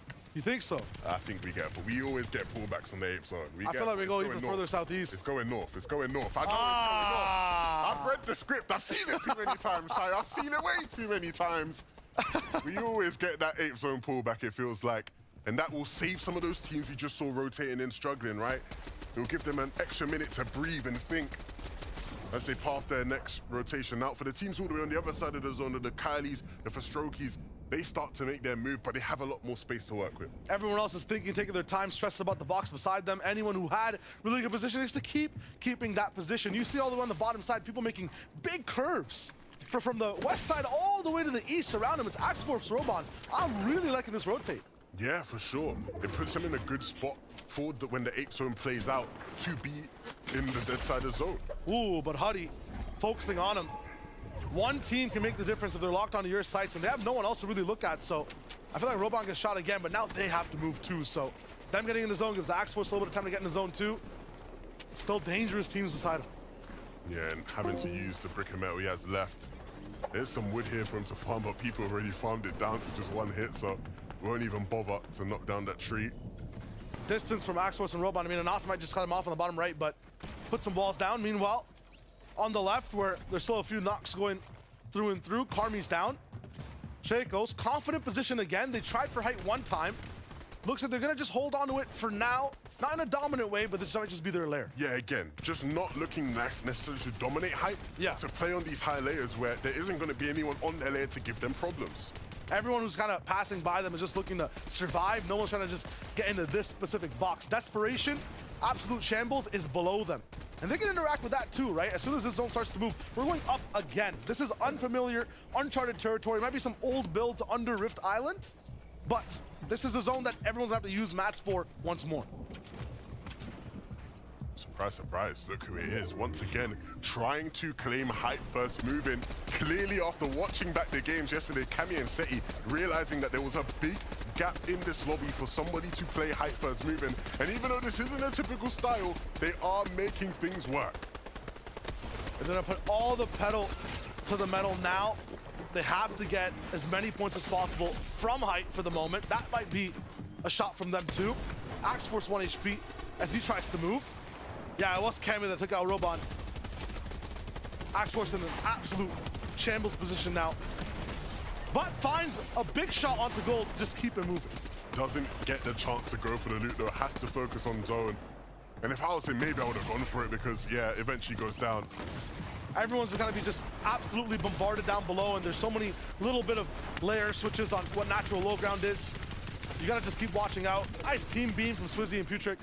Up top on height, Cammy and Seti have to do everything to get as many eliminations right now. They will run out of gas. It's tough for them to drop down and get refreshes. They need to convert on points very early. One of them has to commit though. One of them will have to go down and look in the zone. Maybe if they have slurps, pop a slurp, run in the zone, get some mats and get back up, because they can't afford what happened last game to happen again. You saw the pressure from Rift Island though, and what's happened earlier on in these zones. No one really has any mats. Awesome, beside a generator inside the water. He's trying anything he can just to blend in. Inside Malabuka's box, 1 HP free from Malabuka. No Thomaso, but I'm not sure if he needs them this time. The clutch, the drive, the movement from him is looking really good. Malabuka is so clean when he's in his element, in that flow state. And it looks like he's kicking in right now, wrapping back round into the zone, but there will be players staring up above. You see the height takes come through again. Cammy and Seti, they look like they're losing it all. Swizzy and Putrick have come for what is rightfully theirs, and it looks like they will be able to hold on. They lead the lobby, now they lead the sky, sitting on top of their throne above everyone else. Basically just one more zone to go here. Seti's still alive though, so he might have lost tight, but the game's not totally lost for him just yet. Yeah, it does have those slurps to play around with. One splash, and the bandage is even being popped. So many solos all in front of him, so all Seti has to do is just wait. Wait his moment, wait his time, the opportunities will be there. Malibuka running back into the storm and they might collide at some point. He's wary of height though, he knows there's someone behind him now. He's heard the breacher going off from Seti, but he won't really be able to do much with it. The timing doesn't work in his favor. Just 1 second to shoot, that's it. The med mist has to be held. Suzy Putrick now, down below. Kali Fastroki, somewhere around them. Seti gets Malibuka inside the storm. More chances for him to keep moving. Suzy completely out of gas. Seti might be rolling in from the backside to look for another shot real soon. He's going straight for height. Seti has height. 2 more mats too. Big shot from Kali though, and a return, but not enough for Seti. Kali holds on at the cost of Fastroki. And now he just has to finish up the game. But look who he has to do it against. It's Swizzy and Putrick, and they're feeling mighty fine, mighty strong. This game has been so good for them. To even get to this point is just a sign of their dominance, why they've led the way. But Kylie will do his best to stop it. Takes down one, looking for the other. Big shot to Putrick. No way! Kylie will do it! The 1v2! He should never win in that situation against the leaders of the day. But Kylie is Kylie. He is him. And he wins the game. From the clouds, lightning fast decision making. Double edits, blocks, 2 shots off. He made it look perfect. Kylie, what a win. In his element, making it look easy. It looks like he's fighting in creative or something at the end there. Mantling up, takes down Seti, says, I'll take that height for free. And then the final 1v2, he had them penciled in. You could see them every step of the way, and they just weren't ready for him, Shayo. Not at all. I love the block off too. There's just no chance. And Putrick and Swizzy did everything in that moment to stay in the game. That, I think, that specific game, day 2's game 2 is the definition of survival. No one wanted to go down. And after a tragic first game for Kylie and for Strokey to come back in game number 2 and win in that kind of fashion, that says a lot about their mentality, their resilience, their heart. Stylish, fantastic, an absolute flourish there from Kylie. I want to see the reactions of everyone across the world, but specifically 3 people who were on the desk. Guys, thank you very much. Kylie, if you are putting together a new highlight reel, just put the end of that on loop over and over again. What a finish to game 2, Mini. Yeah, fantastic finish. Just showing why we should really be looking at this duo. Because, of course, Kylie, what a solo clutch that was. Hitting huge damage shots and just blocking off other damage as well right there at the end. Perfectly played stuff. I mean, you don't often see solos going for height like that. But he did it. Excitement, confidence, domination is what we saw from Kylie in those last moments. But it's also what led up to that is the key to how he ended up securing that victory royale. Looking for height when it was the perfect moment to strike. And just like that, Kylie continued moving forwards. There's the quick high ground retake, taking a quick shot onto Seti, finishing him off, but was the most important was that 1v2 in the end. You should have seen the reactions we had from that clutch. I mean, taking down the leaders of this tournament. Kylie was not showing any nerves. Mini, supremely confident, but that also requires so much bottle. It really does. I mean, so many players, when they're in that situation, when you don't have materials, you need to try and find a refresh, they'll look down. They'll look, how can I try and make myself in that sort of low ground section? But he looks up. He looks up at Seti on high ground. He thinks, yes, that's my target. He's a solo, and he takes him out in fine fashion, of course, getting him enough refresh in that end game. He could have even gone even further. I think he dropped a med miss there as well, so there could have even been a longer heal off for him, but he just got it done early, which is great to see. Who else is looking up? Let's take a look at the standings. I'm predicting that we might see a little bit of movement here. And Seti and Cammy jumping up 2 spots.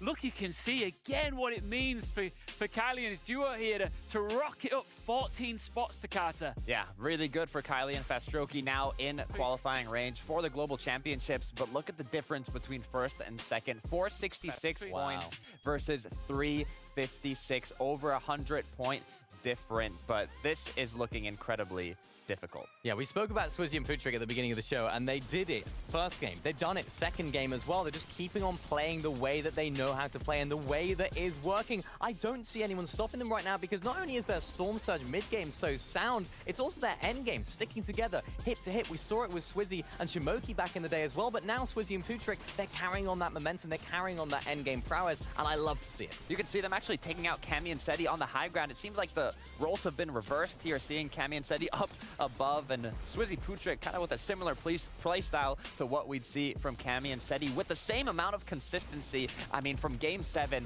to Game 8 to being first place after day 1 Grand Finals here on EU, this duo is just looking unstoppable. Do you think we're seeing more teams here after yesterday's play? They think, you know what, the high ground is up for grabs? Yeah, I think so. I think there's a lot more turnover of that. I think we're seeing teams that are looking up, you know, Seti and Cammy, of course, being one of them. And even Thomas and Malibuca having a really, really solid game right there. Look at that, jumping up 15 We said where were they? Now they're here. They're right back. Let's take a look at them in action.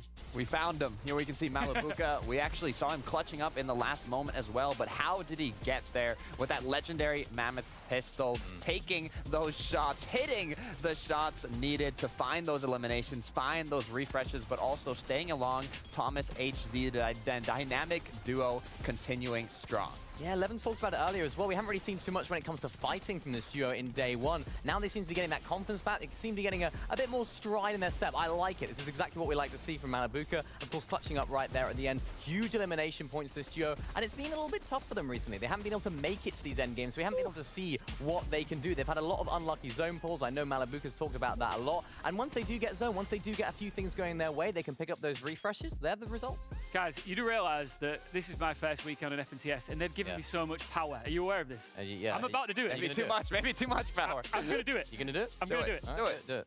It's time for Storm Surge. He loves it too much, I think. I think he likes it a little too much. Yeah, he does.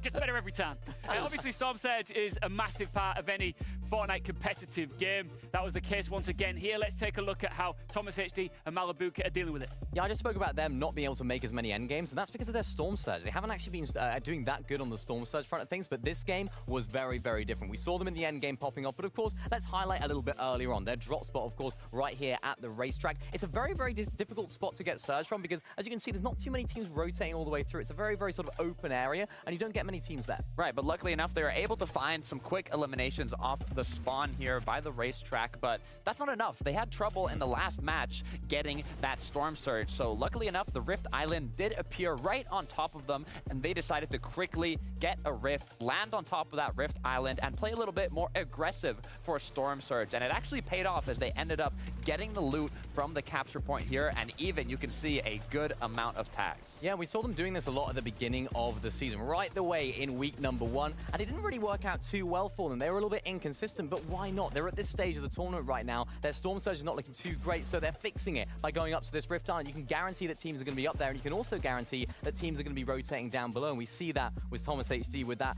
dangerous Mammoth pistol aim. I mean, I wouldn't want to be rotating below. Yeah, and we see Takata, despite being nerfed a good chunk, right? It's still lighting them up, isn't it? I mean, there's a reason almost every duo has the Mammoth pistol in their inventory, especially in the early mid game and even the late game. I mean, they've always got it. It's fun to watch, though, isn't it? I think it's been a different dynamic, hasn't it? But as a viewer, it's great. Yeah, it's great. I mean, I love the island fights. I think Thomas Malibuca thought, right, we need Surge. We need to try and find players. Where are players going to be? It's the Rift Island. They're like bees around honey, and it's great. Yeah. Do you think that this time round, are we going to see Thomas HD, now they've found their feet, are they going to continue and start to go, hey, guys, we're back? Look, they're going to keep playing aggressive. They got that little light bulb above their head with the Rift Island appearing on top of them, but I know that, they might try and continue that aggression going forward in these next matches, and we know how confident they can be as a duo, so I wouldn't be surprised if they continue to get to endgame. One thing I'm learning here is that Fortnite moves fast. You are, of course, watching the FNCS EU Major 3 Grand Finals, and it is now time for game number 9. Yeah. Another glorious game on EU. I just have one thing to say, Helevin. Hashtag free the island. You know what I'm saying? Like, I want more island parties, everything out there. Free it up, man. Do you know what I'm saying? What we really hiding from here? Yeah. At the end of the day, everybody wants a party. I want a party. I know you want a party. You like Rift Islands? I love it. I love Rift Islands. They're lit. They're so much fun. More parties then. More parties, yeah. I mean, you saw Thomas Malibuca in that instance. You saw Tini and Misha. You can't even hide anywhere on that island. It's just nuts. Yeah, I think the big thing with Misha and Tini is that, like, at this point, everybody in that general area of the map where they're choosing their spots, they know their gimmicks. But we're familiar with your game now. You can't fool us. Every single door, we're going to be ready and waiting for them to be hiding on the other side. And we see it cost them in that game. And it almost just sort of meant that there was a delay, a lag in their game plan where they were sort of just trying to catch up to where they used to be. No, absolutely. Towards the very end, there was even more action. Now we start over back at the beginning in game number 9. And the best part about that game was just Kylie's domain expansion. This man knew every single pixel that was moving from high ground to low and just finessed the entire last 4 eliminations. It was so much fun to watch. Tune back in though with business as usual. Honestly, business that's just chaotic now. I've seen this fight too many times. I want Pablo Bevis to switch it up, get inside that castle. That's exactly what they're gonna try to do. I don't think Pablo actually landed up top, so he goes down low. Ooh, spray in the way. 7 HP, he gets to live to see another day.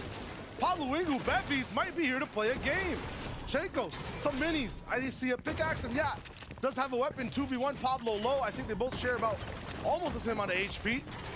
Weapon's about to be let loose. They actually go off the other side, window towards the right, and then once again, a distraction for Pablo to bring it forth on the left. They are here to play their 3rd game. Eureka! Finally! Celebrate! Pablo Wingu and Bevis finally get to play a game. And for a moment there, it didn't look like it. I thought Pablo was about to go down. When he ran straight through and Shakers Skyler was waiting with a shotgun, I thought it was wraps. But like you say, man, it's their 3rd game they get to play, and hopefully they make it a good one. Hey, for Pablo in that situation, never back down, never what? Never give up. Never back down, never what? Never give up. That's what I'm talking about. He didn't. Continue with the spray. I don't think this duo should either. Thomas Malabuka, 1 good game. That's all it takes. It's all it takes from them, 1 good game. Mini and Takata talking about the sort of plan for Surge and how they are approaching things now. And of course, Osborne, a bit of extra damage will certainly help. Let's go! I thought people would be familiar by now. But look, it is getting caught out for Nyan and Moneymaker. Caught asleep. Nyan, why are you opening doors? You don't open doors in EU. Come on. You don't open doors. You've got to know by now. You've got to know. Textbook 101. Merry Christmas, by the way, for them. Gonna be looking good with all that loot. Some nice presents. Flixie, Grip A. I'm always just seeing panic and shambles. I want to see Flixie and Grip A in a good spot with some control. Now 1v2. It's gonna be Kiri and User.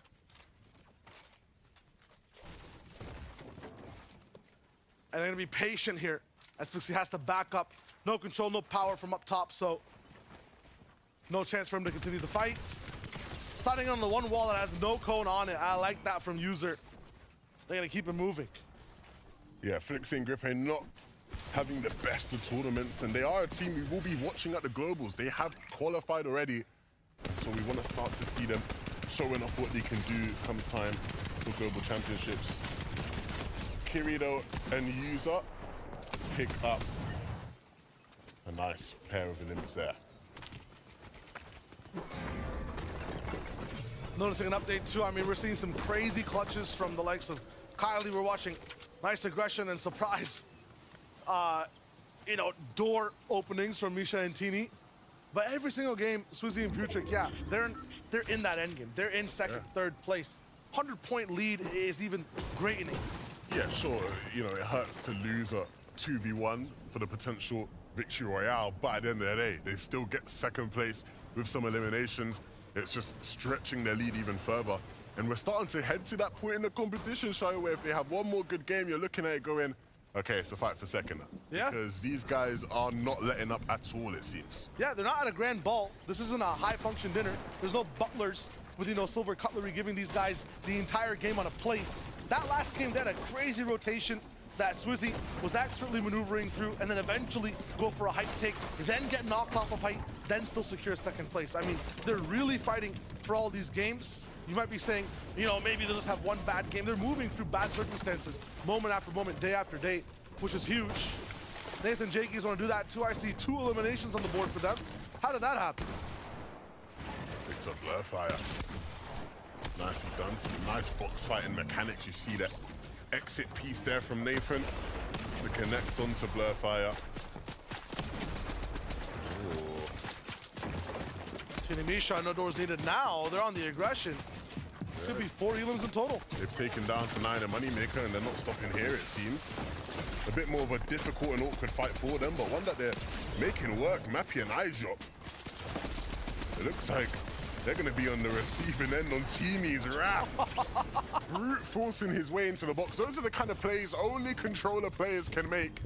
but he will take advantage every single time. It's crazy, man. I feel like they have like 400 HP.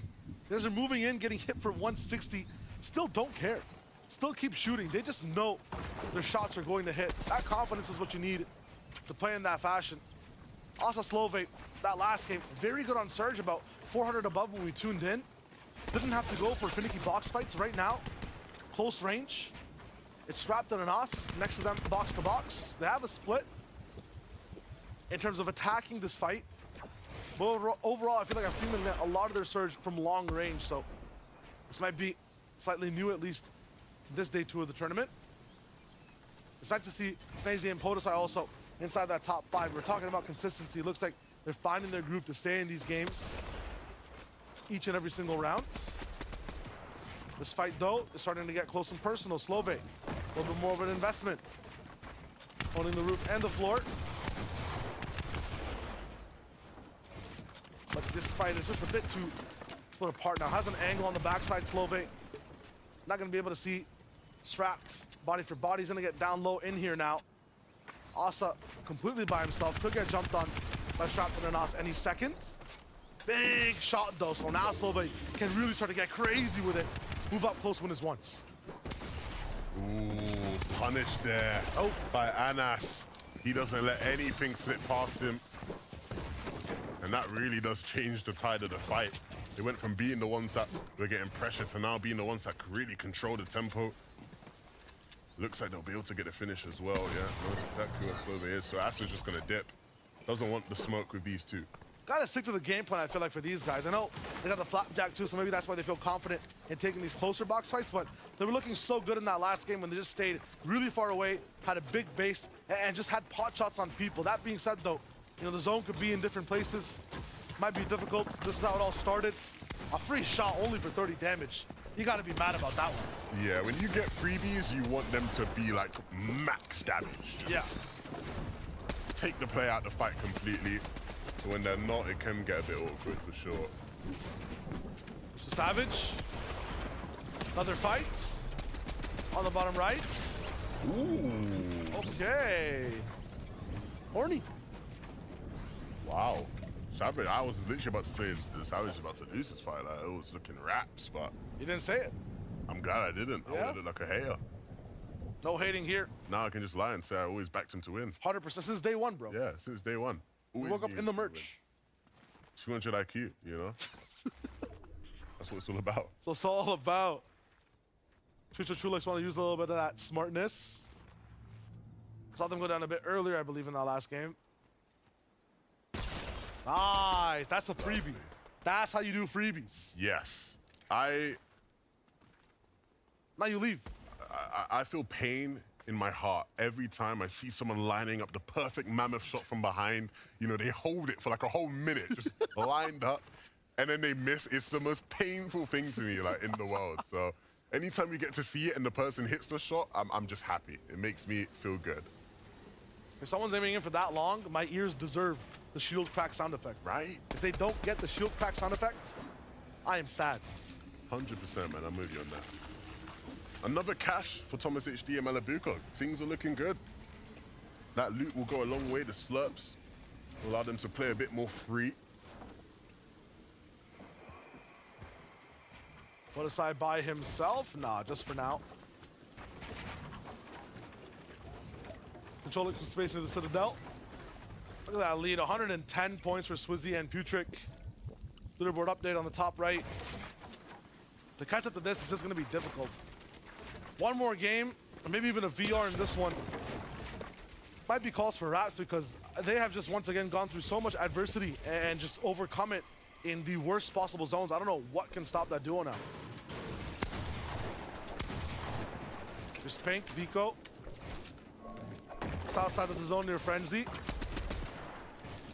Patient fights, patient fights. Yeah, this is one of those tough runs, right? When you're fighting for a cash and you're sort of trying to claim the space around it. You know, you're trying to obviously replace walls, replace stairs, cover as much ground as possible. In this case, it's probably going to be Vika that has to do a lot of that work. Pink actually getting a cone in, that's not bad. UK Ping working out for him. Typically, it's the Germans you want to really see there. trying to claim all the walls. That's why Vika's going around all these different sides. But still, Kylie and Verstrokey, they're the ones making it happen. 2 Germans better than 1, I guess. Well, obviously, German ping, I guess.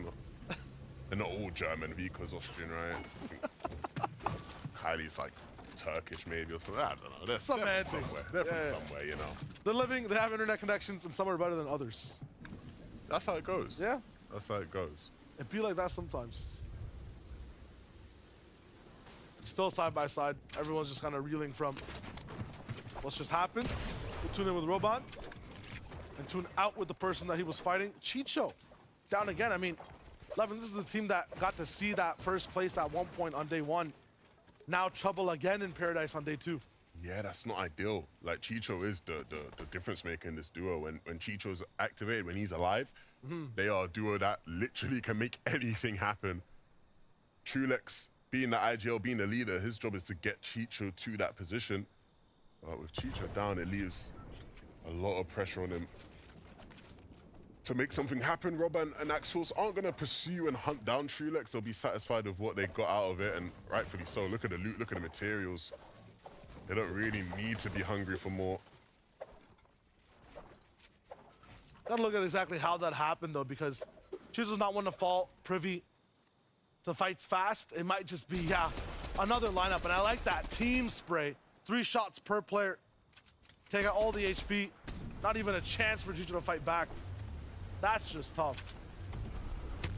Very unfortunate. But it happens.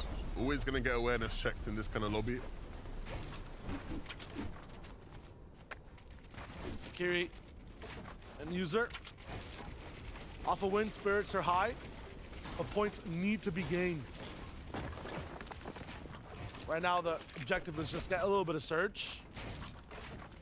Had an interview with Kiri before any of the games started at all on EU, and you know, standard stuff he was saying. Got to make sure we stick to game plans. If things don't go right on day 1, we've auto review for day 2. I think the biggest difference for them in expectations is that everyone had them on their leaderboard, on their list. There's so many other duos inside of Europe as well. I have a map. I'm not sure how to read it. Taco, though, very proficient in maps, actually, in mapology. Taco, what do we got right now in EU? Well, right now, it's Swizzy and Putrid. We already saw that they have a 110-point lead currently in first place on those leaderboards. And part of that is just heavily credited to the loot that they're actually managing to take with them into the end game. Securing the vault over at the Eastern Watch is a great way for them to set up a nice little sky base. And they even take some of the heals from the vault and choose to leave them inside their base so that while they're acquiring some of their surge tag damage off of their mammoth pistols, just in case they eat any shots in return, which we can clearly see them having to be concerned about in terms of that peaking strategy for the height takes. But right now, it's all about just this team keeping it cool, calm, and collected and staying on pace. All right. That's a map. That's a route. That's some good loot. Now we know why first is in first, and they bring the herds. Misha TD, though, don't need updates on them. We know exactly what they do. Lock down doors and sit in cones, waiting to see what happens next. So it's like an abandoned base.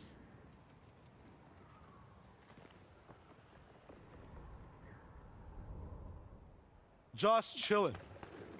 Absolute vibes here. Waiting for anyone to pass by. Meanwhile, across the map, Trulex by himself, still trying to get Chicho back in the game. Reboots that frenzy a possibility, but there's so many teams around. Man might just get beamed down. Yeah, getting Chicho back up in this game is looking harder and harder as the seconds pass. He's eyeing up the reboot, but he does see Pink there, dancing around it, which is making him a bit more cautious about just running in willy-nilly. Are you a no man left behind individual 11? Me and you are in the EU FNCS. Are you playing the solo game or getting me back in all costs? I'll be real, my brother. I'm out of there, bro. I'm gone. Like, you can watch me. Like, you can watch and enjoy the view, bro, but I'm gone. Especially in this kind of lobby, reboot, it's not happening. It's true. It's tough. Which is why I respect when teams are able to pull off reboots. It's such a difficult thing to do. That's good timing for Chulex. Everyone's kind of just passed by. Pink might turn around if he hears it. It's a little bit of... He's building up, I think, to try get like some view of it. Yeah. Yeah, they're both trying to get up. Yeah, they're ramping up as well.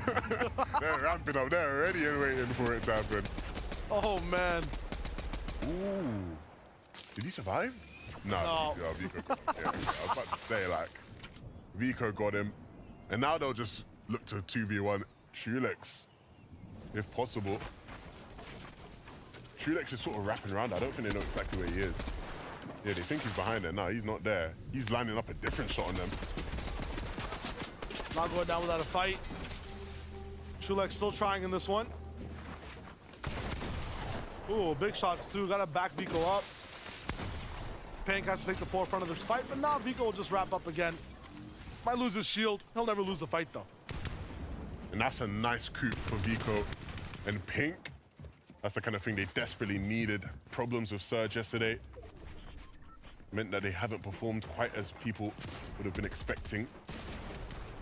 Swizzy though, he's performing up to par, and he's trying to keep showing us that here in this fight. Putrick putting in the heavy damage though, and that's slowing Asa. Like, get moved out of the way. When Swizzy and Putrick come knocking, man, you really just got to run at this point. They are on an absolute tear this weekend. They're so consistent, some of the best loot, really good games. Might take a team like Teeny. It just might, but it looks like some of these teams are about 100 points behind. The way they're playing, they still need some form of miracle. They play so good to catch up like that.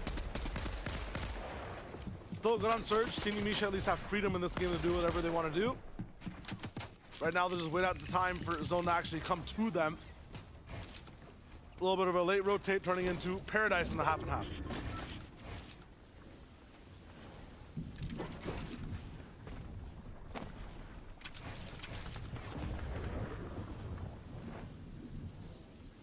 Never seen the zone cascade into a duo to this effect where, like, in the most perfect spot way in the zone, you know? Sometimes things just go your way, you know? You just have that weekend, things go your way. Yeah. Okay. You were right in saying that Malibuka definitely just found his flow and he's online on day 2. Definitely. That's what we've needed, man. Individually, both of these players are just top notch, right? At any given moment, they can put on the kind of performance that makes you think, is this the best player in the world I'm watching right now? And a lot of the time, you'd be correct in saying, yes, it hasn't quite been that way this weekend, but finally, Malibuka with a big showing.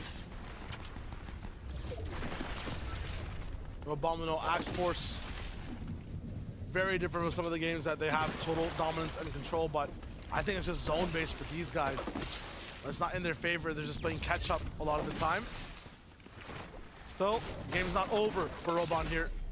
He can try to make it in and see what he can do from this point. Some heals still available.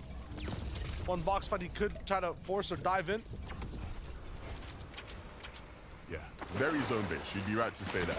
Yeah. Even last game after the winning, right? Kylie, his first tweet was, just give me the zones.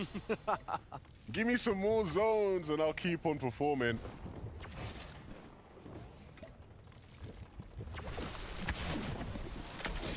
Really rocking for minis. I'm wondering exactly who else is in this position. Blaha not going to be able to make it through this zone, actually going down on his own. While trying to get in. No one else even affected in that fight. Thomas HD Malibuka. I mean, I thought we looked hunky-dory watching Malibuka get a few elims here and there. But it's not positional problems today. I feel like it's more so Surge. Yeah, struggling to get enough damage. And it's not something that you would typically associate with this duo. You want to see this duo way up there in damage stats. And so being this far down at this stage in the game, they just need to make an all or nothing play. We've seen some of the great players in EU make these kind of plays in grand finals. I remember a couple seasons ago, Tayson doing it in their Major 1 win And it looks like Thomas is going to have to do it now here, yeah. Landing on this team, understanding there is no time to waste. You have to jump in. And these are the kind of plays that newer players are scared to make, but these guys understand. There's no sitting around trying to get tags. We're way past that point now. We just have to get in box and deal the big damage. Full 50-50, but one that works in their favor. Medium damage in total too, because it just puts them about 55 above. Malibuca has to climb through on top of the box, get a few more shots off, finally get towards that 200. Now they're looking fine for the moment. While this all happens and everyone else struggles, Swizzy, Futrick, letting it just rip. Just listen. Listen. It's still happening. Like, there's a different game for them, a different world. I tell you, man, every time, the flapjack is just the most intimidating weapon we've had in a long time. The sound of that just firing at you relentlessly is surely something. Oh, they have the best pull for zone as well, so in terms of mats, I mean, wrap it up. This might just be it. I told you, man, we're getting to that point in the competition. If this translates into another high point game for this duo, we do have to start looking at, is it just a matter of the race for second place? Might just be it. I mean, already 110 points ahead, already a few eliminations in this game. The people who are next to that top 5, top 10 are looking way up. Their next crane, the front row in a movie theater. And the show that's playing is just Futrick and Swizzy versus EU right now. It's a long one. It's got 3 more games of runtime, but they're the main characters for the moment, and they're not giving up the role. Yeah, but some of the co-stars of this lobby, Thomas and Malibuca, in a really nice spot on height. I saw Mustache and Hayden Bush looking like they were in a very good spot lower down, one that they're much more comfortable playing. So maybe we'll start to see some of those guys make more of an appearance here. Mixon, wow, very much struggling to deal with that, and understandably so. In a matter of a flash, losing so much damage. Swizzy and Puchigo will continue their pursuit, but all the way down is a very risky spot to be in, Shayo. Yeah, look at the effort. Once again, this is not free. I'm not sure how much I can stress that. But these guys are moving through ridiculous portions of the map to get their consistent placements. Barrier before them, another duo as well on that side, and they're gonna have to pull up here in Creaky. This next zone that actually is safe has a complete ravine in the middle, a nice river that's so hard for people on low ground to actually base in. Pasoki, Kylie, they just needed another zone. That's exactly what Kylie's asking for. They might just have it now. Pablo Wengu in this game though, so that's the big difference maker inside the end game. You might just have chaos on high ground. F-Squad once again not gonna be able to see another one. It's Fasroki and Kylie who are trying to hold on to that lair. Swizzy, Putrick in a similar one, but they're not really fighting for height. They just want to get by. Yeah, and it's Pablo and Bevy's on their lair. They need to be careful. Going for a refresh up above. Needs to be careful about who's behind him, but he doesn't care. He just wants to get in box and get the limbs. It's perfect timing. I mean, low on surge. They have to try to do something to get that damage ahead. Kylie goes down. No more clutch today. And now it's back for Swizzy and Putrick to stay in this game. The mats are dwindling though, and so it is a matter of just running and using these natural parts of the map to stay clear. Thomas and Malibuca no longer up on height, but still making things happen in the back of the zone. The speed doesn't stop. The bus has to keep moving. We're going north, and everyone's got to just elevate and move. Malibuca, Thomas, in their brain together, are looking so good side by side. Clean sweep, and all that loot as well will just help them to keep making these kind of plays. Sharing the same brain, going straight on the other side of zone. Nathan in front of the Malibuca with another hit as Cammy moves through the low ground. Cammy and Seti in their element, claiming space, looking for weak players in the back.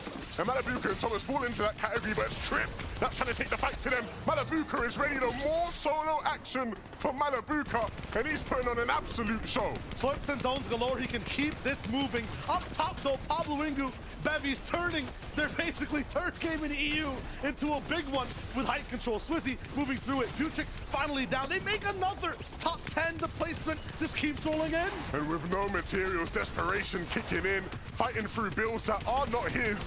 He is just rolling that dice until it rolls a 6, and he's looking, he's searching. He'll find it. There's still players around him, though, that he has to be careful of. But Swizzy's managing to find a way here. More mats. All good. Boxing is boxing. He sees the aggression. Absolutely just turns the other side. Turns tide and keeps moving. He's back. And his shots are hitting. It's enough to make a difference. He clinches 7th place. And Vox now has to do it alone because DKS has fallen in all that chaos. He doesn't have the materials though. Down in the swamp. Vox, nothing. And he's almost pseudo-drowning. Misha in front of him. Dodge shot again. Teeny up top. He's left alone for his lonesome. Misha's a big shot and Bevies takes him down. Bevies fighting 6 wars on 2 fronts. He gets so many elims. 11 for the duo. And they're not stopping. Down to Fox. Last elimination. 2v1. It's just too good. Bevies is looking fine. Pablo with the pressure. He goes around on the right side. Big shot, but it's just a scratch on his back as he climbs to the top in game number 9. These guys are ridiculous. They've only had 3 games they've got into play, Chayo. But in the 3 games they've had, they have averaged more points than anybody else within a 3-game period. They are an absolutely unstoppable team when given the chance to play. But we just haven't seen it enough because of the off-spawn situation. Still, though, marvel in the glory of this game. A game where they didn't really look like the biggest competitors to win until the very end. It's nuts. Grasp on EU. It's theirs if they're able to make it past that fight. This is just ridiculous. Every single duel, track, shots, never miss. A 2v1 perfectly broken down towards the end. I'm telling you, everybody in this lobby should be very thankful that Skydune and Shakos are contesting them. Because if Pablo Ringu and Bevies were uncontested, they would have won FNCS with ease. It just would have been over for everybody else. Because these 3 games, we've got to watch them play. Game 1 and Game 2 on day 1, and here now, game number 9. Unbelievable Fortnite. Different type of dominance, built different is basically, I think, their definition for this entire FNCS, but I believe there's so many more specifics to break down. We reacted to it. I want to see some more from Ian and the guys on desk. Shy 11, you're right, there's still so much to get tucked into here, but we are halfway through day 2 of the grand finals. Pablo and Bevies popping off big time. Finally, when they make it off spawn, this is what happens, of course. As Levin mentioned, these guys are contesting each other, contesting Skydune and Shakos off spawn. So when they do finally make it off spawn, they show what they can do. And this is a duo that a lot of people would have had their eyes on going into this. If they can win off spawn, this is the result. Yeah, I mean, 3-6 off spawn, but those 3 matches, they are impactful matches. Finishing the 3rd one with the victory VR, and not only a regular victory royale, but a high elimination victory royale. Pablo and his duo partner Bevies, they are dominating. If you are going to, sorry to me, if you're going to get to a position where you're finishing Victory Royale at this stage of the tournament and you're getting those eliminations on the board, what more could you want? I mean, they just need to be a bit more consistent off spawn. If they can try and find out those strategies off spawn, then if we can expect games like this to make it there, that is what we want. I mean, what I love about that duo right there is they actually took height at the perfect time. They took height in a zone where there was so much elevation change that if you were down on low ground, we saw it with so many teams, DKS and Vox, of course, having to battle it out on the low ground. They didn't have to do that. They just rode out the game on top. I got a feeling you guys want to see the standings right now. Yes, please. That's the back. Yep, all right.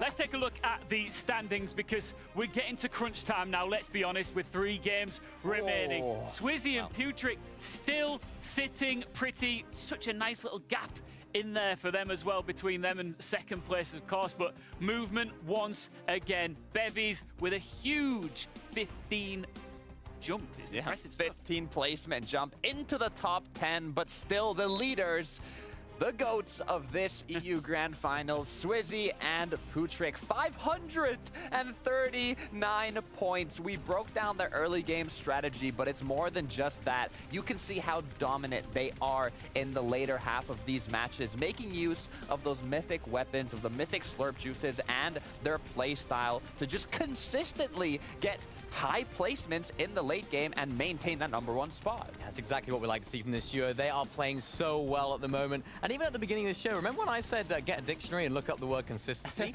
I read it wrong. I read it wrong. It was Swizzy and Putrick, not Cammy and Seti, because they are just doing that right now. And that's exactly what we like to see. I don't think they're going to let up either. Their strategy is perfect, whether it's a close zone, whether it's a far zone. They have all of those questions answered. No matter what you throw at them, they've got the answers. Well, one thing that you threw at the very start of this entire experience was the word consistency, and you just can't overemphasize how vital that is. You really can't. But I mean, you said it yourself. There was also the Camiseti consistency. But in the recent 2 matches, Thomas HD and Malabuka, from taking island aggression and not this match, but the previous one, to once again, you can see here, 5 eliminations for the duo before they even started the moving zones and continuing that momentum. And this has been crucial to launch themselves back up the leaderboard. I think these guys have just remembered that they're one of the top teams in Europe. They're like, yeah, you know what, actually, let's just W key everyone. Let's just try and go for those eliminations. Let's try and go for that Rift Iron like we saw in the last game. And let's just try and be a little bit more aggressive. All of their issues so far have been those Storm Surge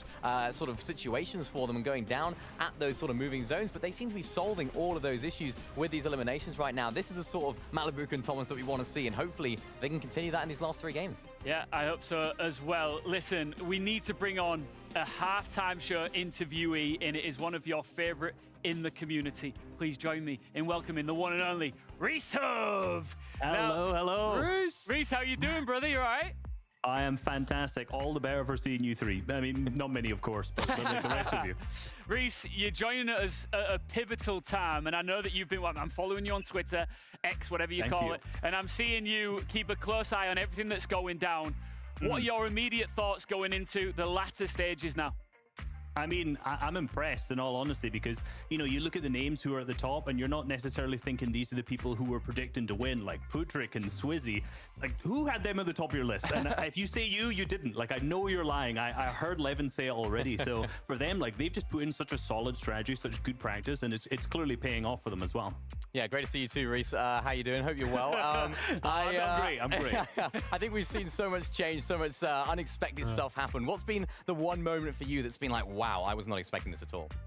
I mean, I would just say, if you're saying one moment, I would just say straight up, just like Tina and Mishi's entire, Misha's just like entire existence in this lobby, you know? I think like their entire game plan is something that you would only see in this chapter, right? It's like they go from mid-game objective, like trying to rat around on some like other team, to their combat cache, to another mid-game objective, to then to the loot island, to the other mid-game objective. Like if they don't get one, they go to the next, then they go to the next. So I think that's like definitely been the standout moment as something that would literally only happen in like chapter 4. I love it. Now, Reese, you told us a bit of the unexpected. I know that on Twitter you like getting key moment breakdowns of what happened during the matches, but if you had to make a prediction to what is going to happen in Game 10, what do you think it's going to be? I mean, I think we're going to see, again, consistency from Swizzy Putrick. I think we're going to see guys like Cami and Seti play for height, play more aggressive, go for win, because realistically, like, him and those two, alongside, like, Thomas HD and Malabuka, are the guys who are now, like, ramping up on day 2, right? They're so far down the leaderboard for where they want to be, which is first place, that they've upped the aggression in terms of making a little bit riskier plays, going for Loot Island, going for high. So I predict that we're going to see the exact same thing from those two kind of teams, and then Swizzy and Putrick just keep that consistency throughout.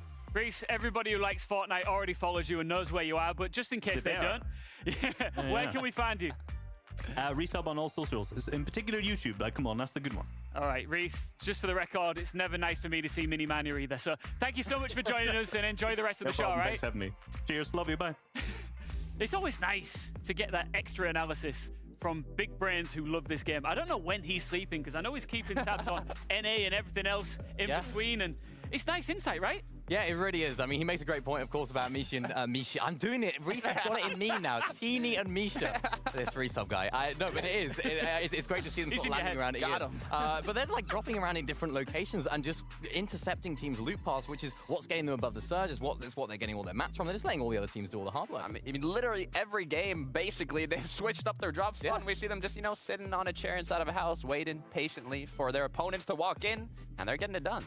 I can't really believe this, but it is time for our next game. We are flying through this Grand Finals weekend. Levin and Shia are waiting in the wings to guide you through game number 10. Let's have it.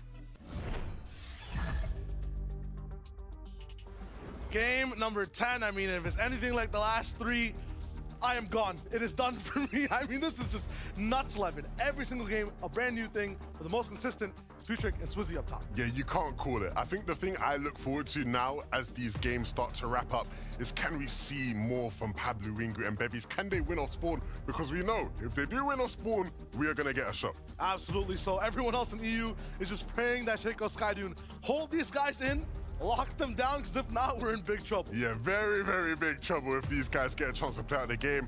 Of course, as well, seeing Misha and Teeny roaming all around the map to all those different objectives is certainly a bunch of fun as well. So let's just hop right back into it, right? Who wants to wait? Not me. I want to jump right back in. And as we jump in, I think what we'll see first, of course, as we do every game, is that battle at the Secluded Spire. Who's got the better drops this game? Going to the Spire. It looks like Pablo Wingo's slightly a little bit higher than both players on their sides. No spawns up top. Down below, just a bandage. This is where it gets interesting. Ooh, no spawns. Unfortunate. Chest. There we go. SMG going straight through and down.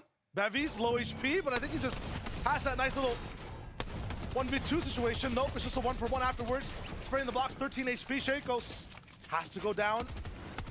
This looks like it's Pablo Wingus. It should be good. Not really chasing just yet. Yeah. Do not speak too soon, Shayo.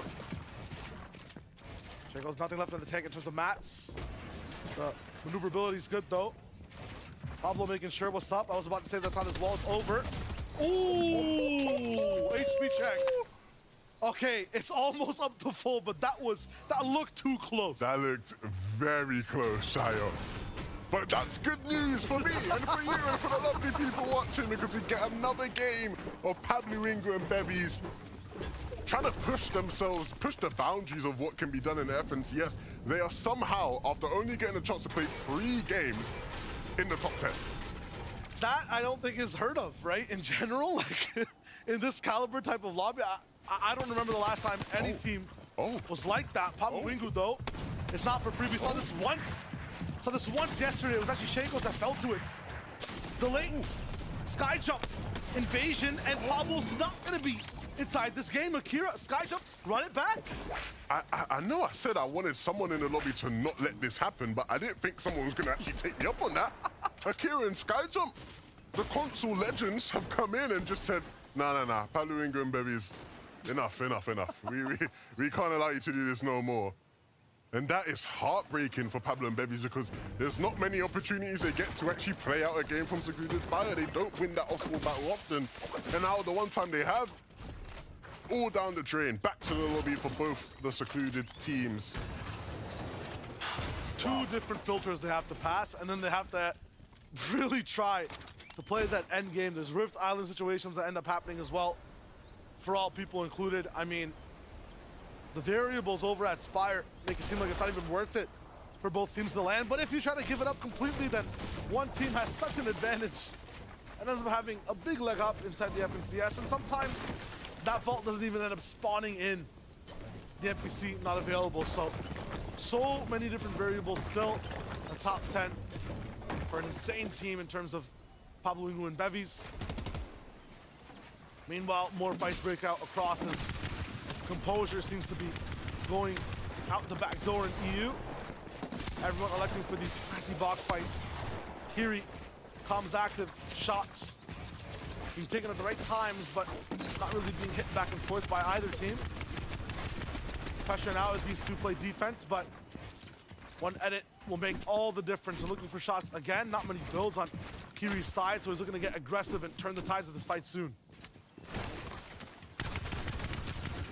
Tough one, right? Because he doesn't really have many builds to play around with, so it's gonna have to be putting that shotgun to use soon, and I think he knows that. That's why he's going for these different shots where he can.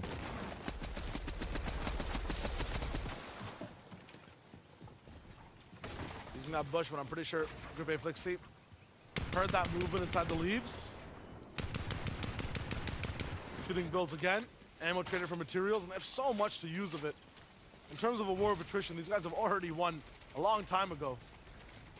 Robot up against Archie. I'm pretty sure we're going to be seeing a replay of that at some point, but they get hunted down again.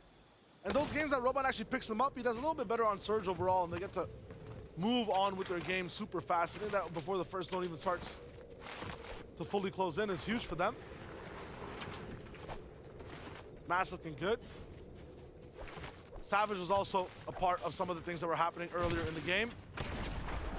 Him and Vidil having a little bit of a rocky start to day number 2.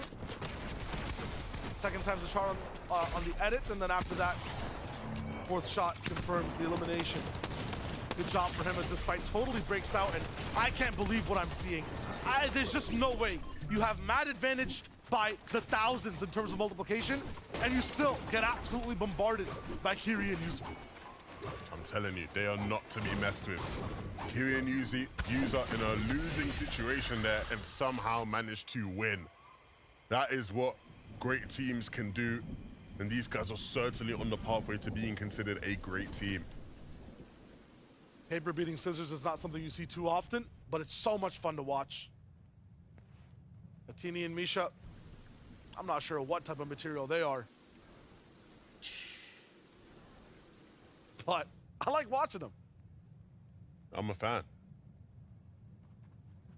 First duo with different drops in more than half their games in Grand Finals history. There's something. There has to be a good reason. It's working. Yeah. Strat's working. And again, like Resub was saying in that interview, this is the only chapter where it's been fully viable as a strat because of the objectives, right? Like, not having a set POI, it seems almost ludicrous from just a Fortnite perspective. Anyone that's played Fortnite in any chapter, any season, you think, we gotta have a drop spot. That's the whole point of the game. What do you mean? You know, that's where we dropping, boys. Like, that's the meme, you know? Like, that, you know, that's the game. But ultimately, these guys have sort of circumvented that by going, hold on a minute, we have all these different objectives throughout the game that just give you easy loot. And not just easy loot, some of the best loot. And it is working. I do remember, though, they're not the first team to fully do it, because I remember Art, Skill, and Teacher did it last chapter. But I guess they didn't do it for all their games, according to that stat at least. So that's interesting. But I do remember a team trying it, just obviously not doing as well as how Misha and Tini are doing. Even if there was another team doing it completely, even more frequently than them, you're right in the fact that in terms of viability this season, it is absolutely, totally feasible for this strat to work. Based completely on objectives, as you said. Deox Kate, I think. Again, you know, it makes me start to get really excited for global championships, just because one thing we often see with some of the sort of teams from different regions, right? EU and NA are sort of those big name teams that will try to dominate the lobby and really, you know, claim their spots and claim their positions, and people often respect that. And if you are maybe a team from, you know, Brazil or OCE or Asia or Middle East, sometimes it can be intimidating maybe to contest a Tayson or Offspawn, right? That kind of team. But if you know you can play in this way where you're just hopping objective to objective, now all of a sudden, all that it depends on is your skill level, your talent level, which a lot of the time will be more on par, especially in an in-person LAN environment. So, look, Misha and Tini might inspire some big plays that we eventually see at the Global Championships, and that in itself is super, super exciting. Trendsetters. And hopefully objectives stay all the way till that point too, so then it is viable. It will just get taken out for globals now that I've said that. That's one of the most interesting things, right? Is that there's so many people that are qualified like through different metas entirely. When it comes to globals, what does that look like? How is that even determined? It'd be so much fun to see. I think we've seen the effects of that this season with some of the teams who people expected to do well and haven't. Yeah. Where like a meta can just completely knock the wind out of a great team. So yeah. That's a good thought. It's nice to watch. Big food for thought, man. Is it because you can clearly see the, you know, the ramifications of trying to fight for a drop spot being so talented just within this season with what's going on at the Spire, right? If that's what happens at Globals at, say, Slappy, two teams really want it bad and don't even want to split it, the best fans sometimes won't even win. Third party will come in. As he fights though on our screen, I mean, we've been talking through it. Not even the Hide on Bush Big Pump Classic is enough to bail him out this time. Yeah, we've seen Hide on Bush in those kind of situations win out at times. That is just part of what makes him so great. But in this case, him and Mustache weren't ready for Diox. Yeah. The sneaky plays, man, they're the ones that get ya. And so Mustache completely taken out the fight, and then a 1v2 not gonna work out. Almost though, yeah, a big shot there at the end, Hide on Bush, but too much to handle. Quick maths, 190 is bigger than 164, so Diox wins. Hellfire Nebs, for me, I think just personally, I expected so much more. Same. Right? Like you're looking at, I think it was Qual 2 and 3, the way they controlled the lobby, even in game 1 of day 1, going downwards from Creaky. It might just be, you know, the mud and being able to escape the craziness and unpredictability of these north side zones. Well, when it's a summer zone on the south side, I feel like these guys do so much better, and we just have not seen enough of that inside this EU finals.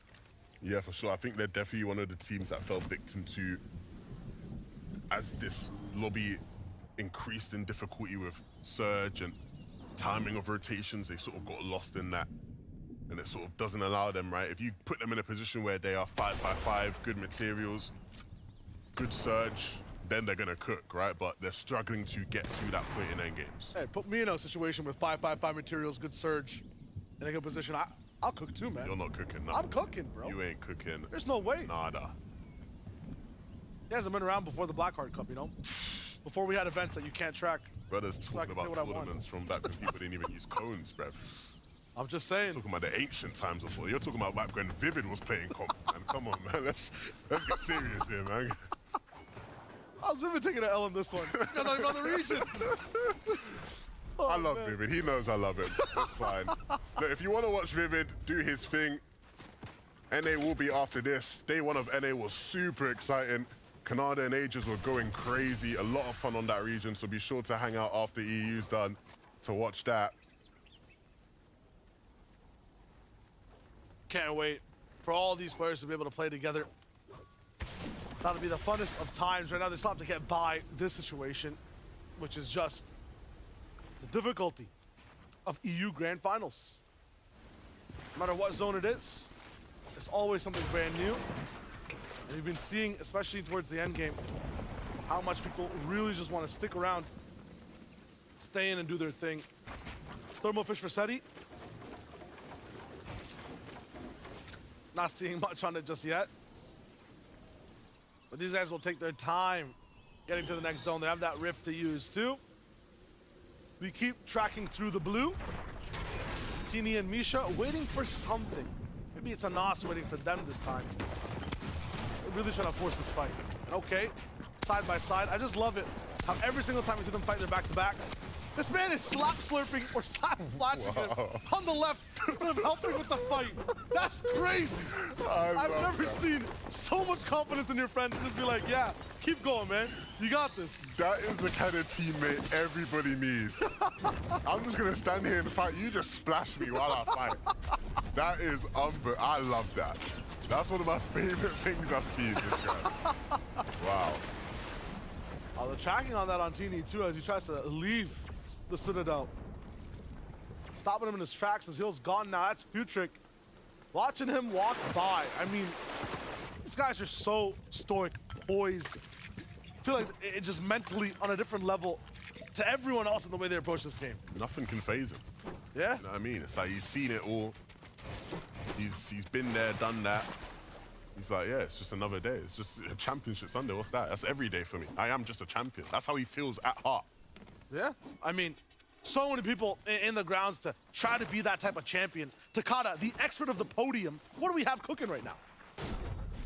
We got a lot cooking, Shayo. Thomas HD, Malibuka, you saw they were almost 400 damage above Surge, and in the first 2 games, they were having a lot of trouble with Surge. So what did they change up? You can see Malibuka quickly using those hollow keys to get that Breacher shotgun, but instantly, once they finish their Luth path, they continue to rotate out and look for those Surge locations, basing up in positions that they're not usually basing up at, constantly looking for opportunities, even making use of the natural mobility, the mud, to continue rotating quickly, going for their combat cache, looking for all the new angles possible to continue getting that Storm Surge, and like we saw, it is working.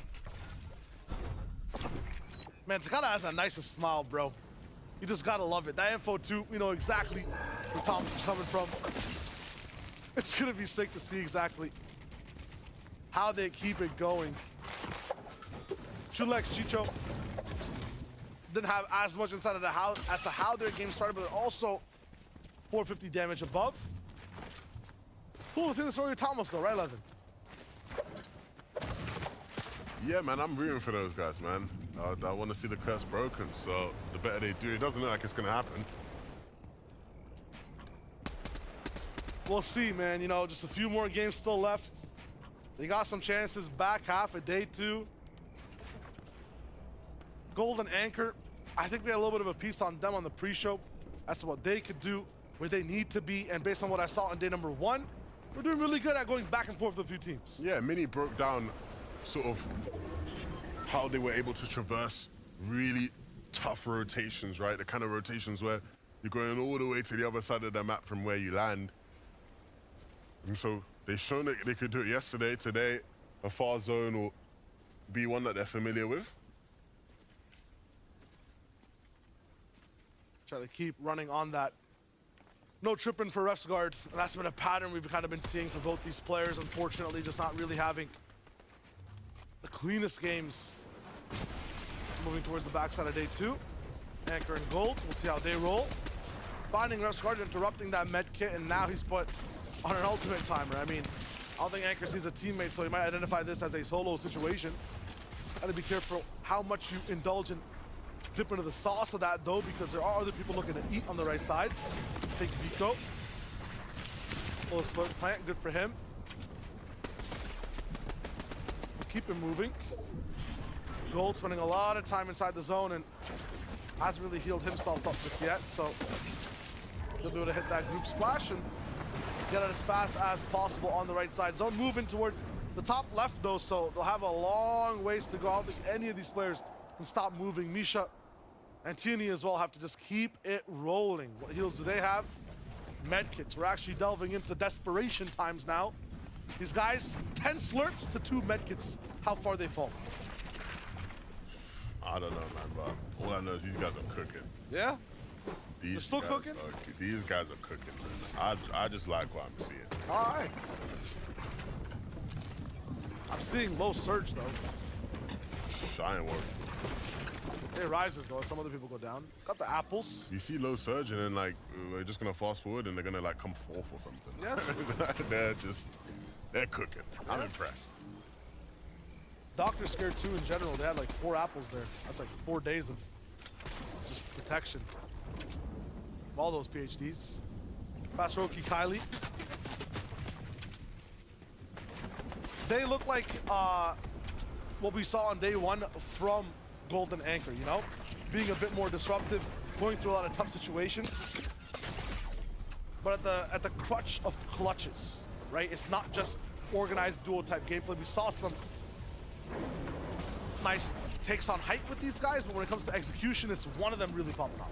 Yeah, I think that might be the problem, right? Yeah. The game where Kylie obviously clutched up, it was like, you know, they were happy about the zones they got in that game, but it still had to be a clutch to make that kind of game happen. So in games where they're not getting zones, it's like you're seeing them in positions like this where they are just, you know, very much struggling. To be fair, though, this is a ridiculous zone. Like, this specific zone in this map is the utmost northern point that we can see past Brule Bastion.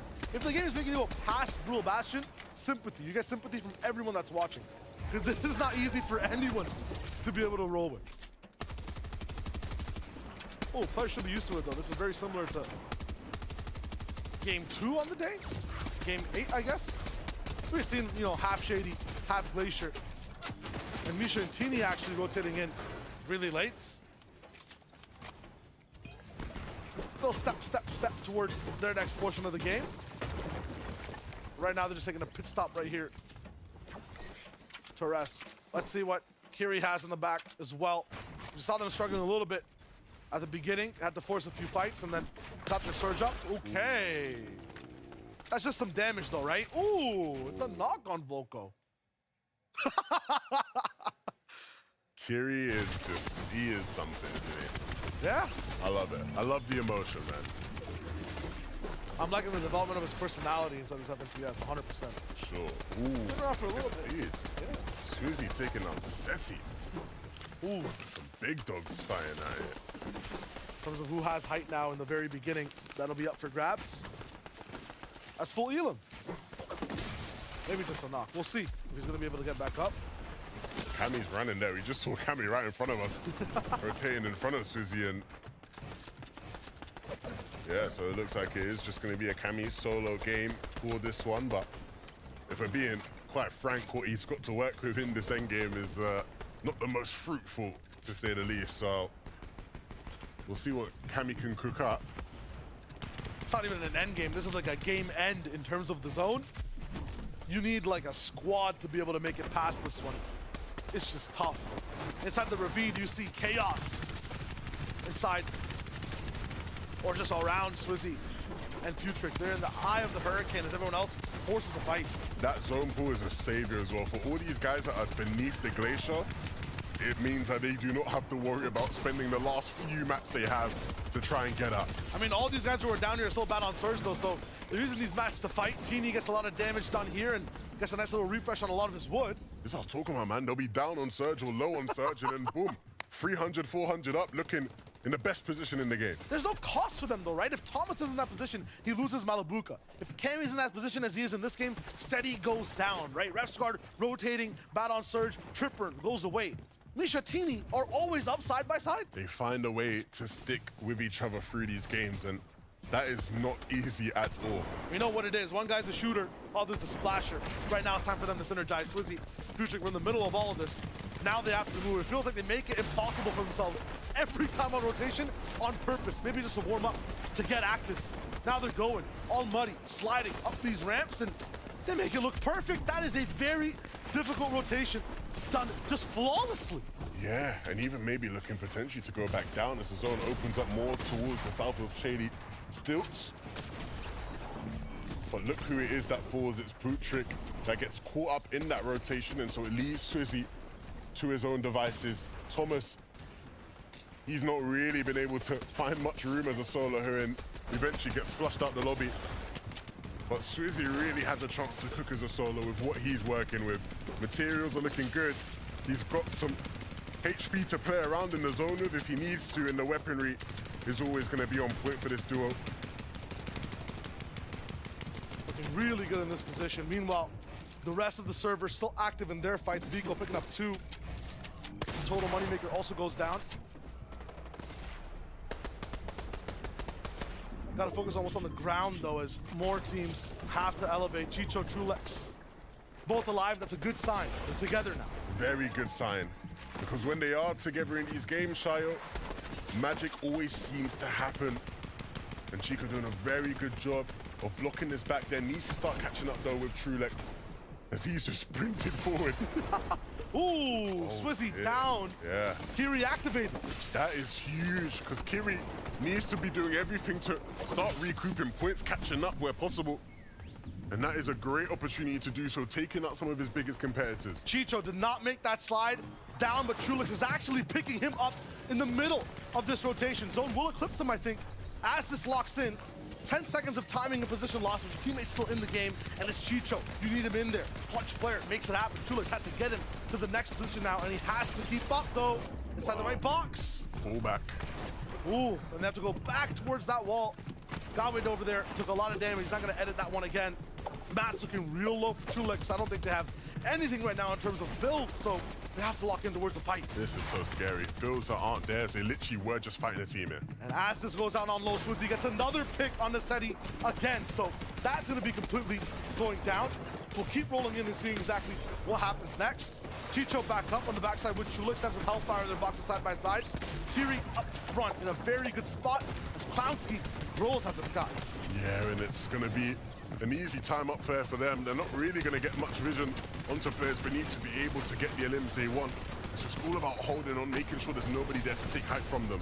It's going to be tricky, though, because it's just getting higher and higher as the ground drops lower. So Clownski and Grols, as you said, will have such less interactions with everyone. I don't even think elims are possible from this high of a layer. So Grols starts to go down. Kiri and his duo user are looking up, though. They are playing on them higher layers.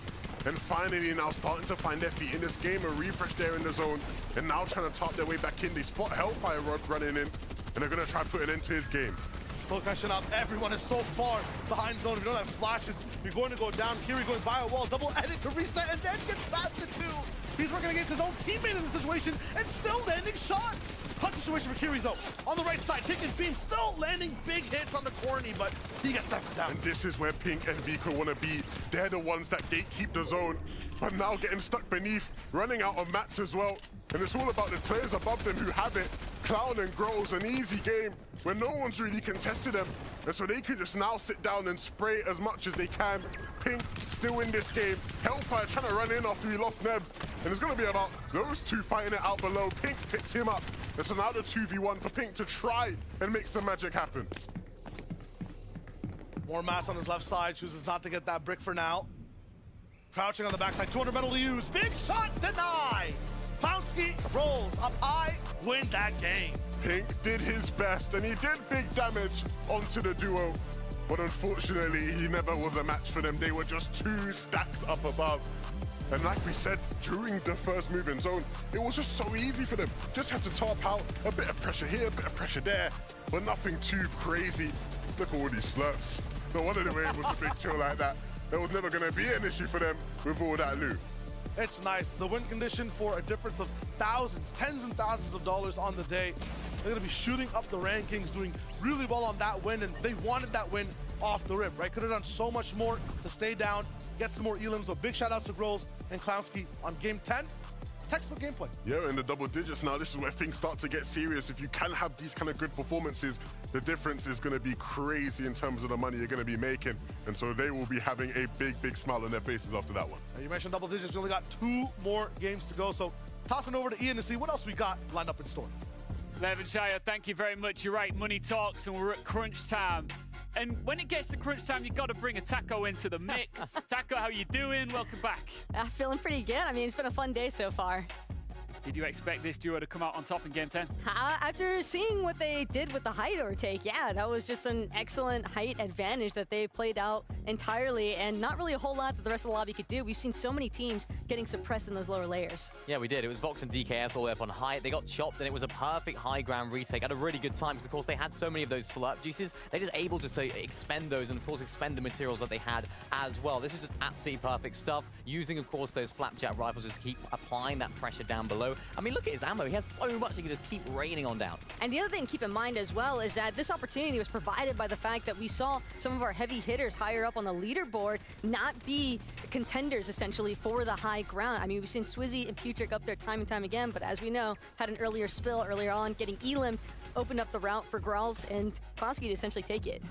Yeah, fantastic stuff from this year. It makes it entertaining for a neutral watching along, isn't it, when some of the big hitters do drop out earlier on, because it means we can see some different duos that we haven't necessarily seen up top really perform. Yeah, I mean, Pink and Vico, one of those teams that, of course, did end up performing well right there. We saw Pink just trying to clutch up as much as he can. Getting a second place for those guys is really, really good, because that was a really difficult zone, considering their drop spot as well. It's a very north zone, and they land quite far to the south, so it's good to see them starting to perform under difficult circumstances, but it's a little bit too little too late, potentially, or can they clutch up? I mean, there's still opportunity, I think, to try and really break into that top 10, and that's the main focus right now for Pink and Vico. They know that they're behind on the day. They knew that it was going to be a difficult circumstance, but the VOD reviewing sure to have helped them out a bit, because here they are in an endgame, and again, it's really just about making it to the endgame and giving them this opportunity to perform, because Pink, even though he lost Vico early on, you have to remember, Vico still had 6 eliminations, which is bound to play a pretty big part into their total point count. And we've seen Pink just clutching up so many times. We've also seen Vico doing it probably more often than Pink, and I think that's what I really like about this duo is both individuals are so solid, are so strong, that we often talk about Vico as the guy that's going to clutch up as a solo right there, but Pink's saying, you know what, I got that too. Yeah, and I mean, you alluded to the top 10. Here it is right now, and let's not forget, you know, there are some teams in the mix that have already qualified for global championships, but in theory, the top 10 positions, it will filter on down. It's vital that you make it, and we've only got 2 more games to go. And again, look at Vico and Pink, though, up 7 positions. They have successfully infiltrated the top 10 of the leaderboard. And it's not even just the prize pool that's up for grabs. You have to remember, it's that contention for globals, and Pink and Vico aren't qualified yet, so they definitely want to hold on, and they definitely want to keep going up. And even Kirian and User as well. These guys are doing fantastically well, moving up 3 places. Of course, that now puts them in the qualification range for the Global Championships, and that's what it's all about. It's not too late yet. There's still 2 more games to go. There's still time. And listen, if Swizzy and Putrick drop early again, anything could happen, and that is exactly what happened this time around. Let's just touch back on that one more time.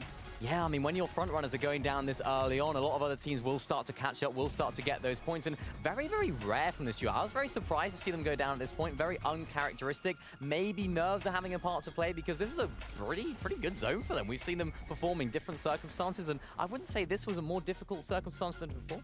And again, it was really definitely a tough spot for Swizzy to ultimately be left in, losing Putrick, but it's difficult when you're trying to make those rotations. Sometimes you just get that little bit of an overextension that takes you one moment too far, and by then it's already too late. Even if your surge is looking good, you've got to make sure your rotations and the positioning keeps up. I mean, ultimately, there's a lot riding on everything that's going down here today, and of course, when you're at that top upper echelon, to maintain that level of pressure is not easy. Let's look at another front runner in second place, Trulix and Chicho. Yeah, fantastic duo, of course, moving up 2 places. And they've been sort of consistent today as well. They've been managing to make their rotations pretty well. And again, this isn't an easy zone for them to rotate. So looking good, looking for those refreshes. And even towards that end game, we see them here with 1 elimination, which is very, very rare to see a team in that top 6, top 7 with only 1 or 2. And it just kind of is a big indicator as well to the fact that they're just being really smart about how they're actually moving through these layers, because again, you know how many teams are going to actually be trapped inside those mid-ground layers. A lot of congestion being forced as well because of Growls and Clownski basically forcing everybody to those lower layers and just sticking it through. And again, the way those moving zones are pulling through some of the natural terrain also pose a pretty big issue for these teams. Minnie, there's been a certain duo that has been dropping here, there, and everywhere throughout the entire 10 games so far, right? Yeah, they have. Yeah, it's, I mean, we alluded to it earlier on. Of course, Teeny and Misha, they've been dropping all over the place. But I want to highlight that, but we need a name for this little thing. What should we call it? Drop swap. Drop swap. You taking credit for my name? Oh, wow. Oh, wow. You're doing me like that? Almost as if we pre-planned it. Drop swap. I mean, they are landing absolutely everywhere. Yeah, they are. I mean, this is really something we haven't seen before in an FNCS Grand Finals. Even in some of the lower level lobbies in the weekly finals, we just don't see this at all. And we can see them highlighted right here. Of course, those yellow X's where they've landed multiple times. And we can see just the distribution. They're not landing in a similar sort of area. They're going all over the shop. Nah, it seems as though they've really just done a lot of VOD reviewing themselves, though, because this is a strategy that depends almost entirely on knowing other teams' loot spot rotations. And the fact that they're able to interrupt so many teams' loot paths while still finding a victor around the process, marked by the current yellow X on the map, just goes to show that they've definitely put in their homework to make sure that this method can work out for them. Yeah, they are. And it's one of those sort of teams that I think they're one of those fighting teams that can definitely do it. Not many teams can just sort of sneak into your loot path and then end up taking you out, getting all that Storm Surge, because a lot of teams like plan this drop spot. They plan around their Storm Surge strategy. They plan their rotations. But when you're landing almost every single side of the map, you can't rely on the prior knowledge. You can't rely on what you know, because it's going to change every single game. And I think that's what's most impressive about this duo is no matter where they're landing, they're still finding success without any preparation, it seems. And like you said, Taco, this yellow marker here is, of course, where they picked up the dub. Yeah. But it does make you extraordinarily unpredictable, right?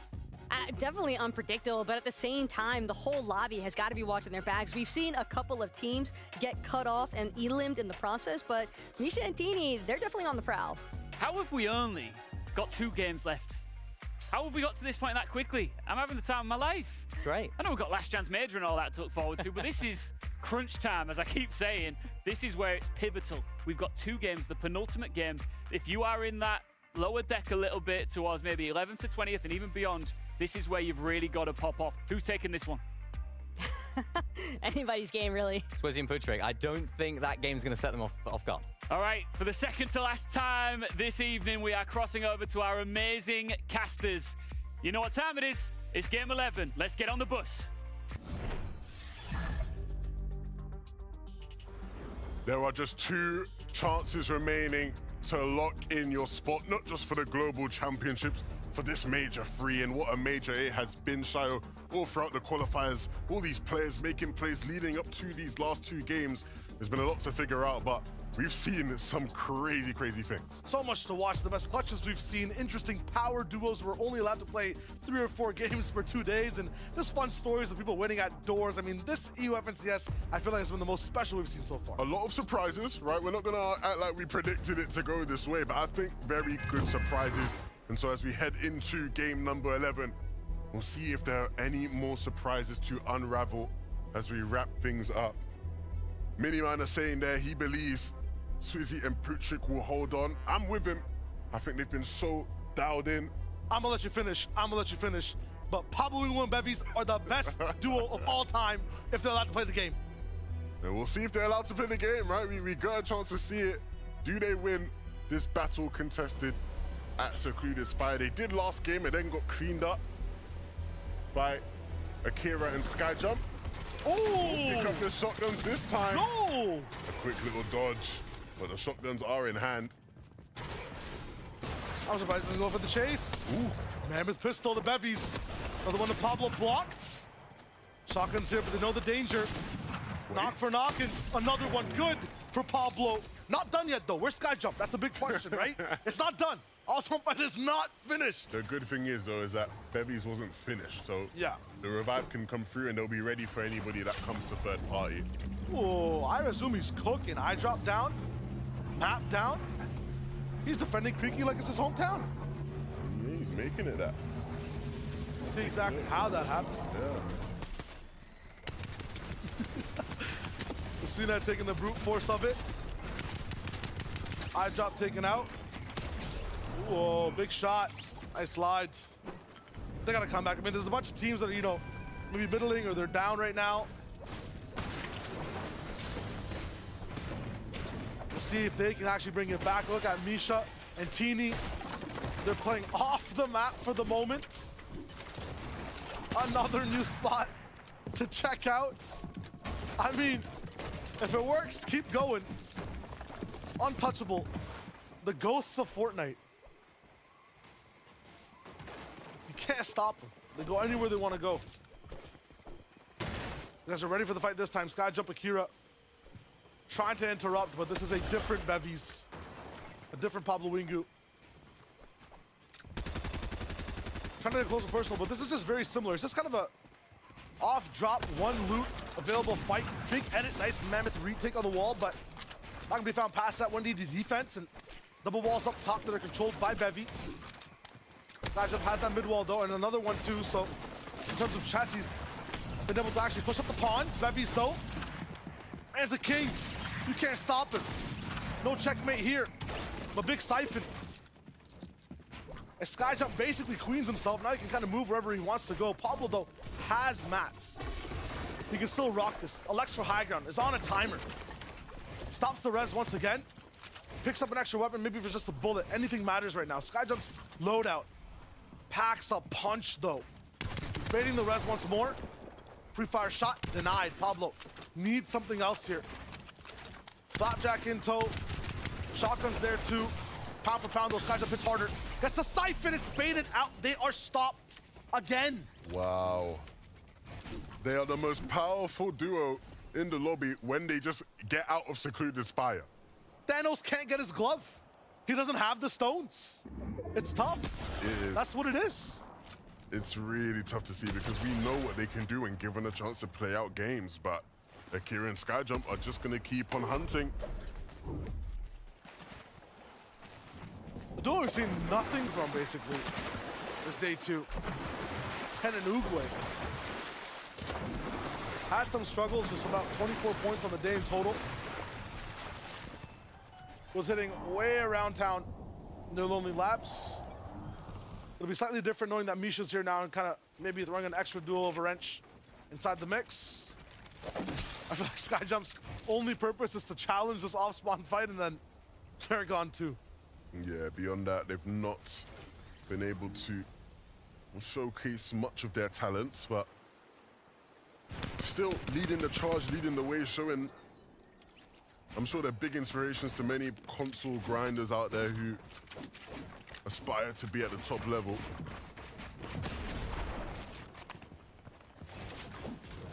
This will be a big comeback for Nebs and Hellfire as well. Slightly consistent points on the day. Those top teams are really raking it in though, so if they want to change up their placements where they end up inside these EU finals, gotta make sure that today just goes really well. Blixley Group is just having trouble winning any of these 2v2 fights. Have faced so many different duos, it always ends up in a 2v1. Blixley burning through these materials. Trying his best to stay afloat.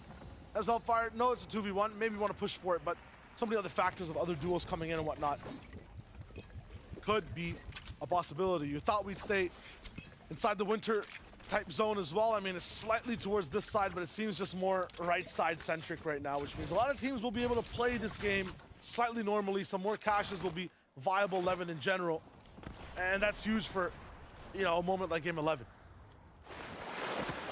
I think the big thing is we're used to seeing Flixie and Grippe doing their best out of Mega City and playing there and doing well, right? Very comfortable at that spot, but obviously not there.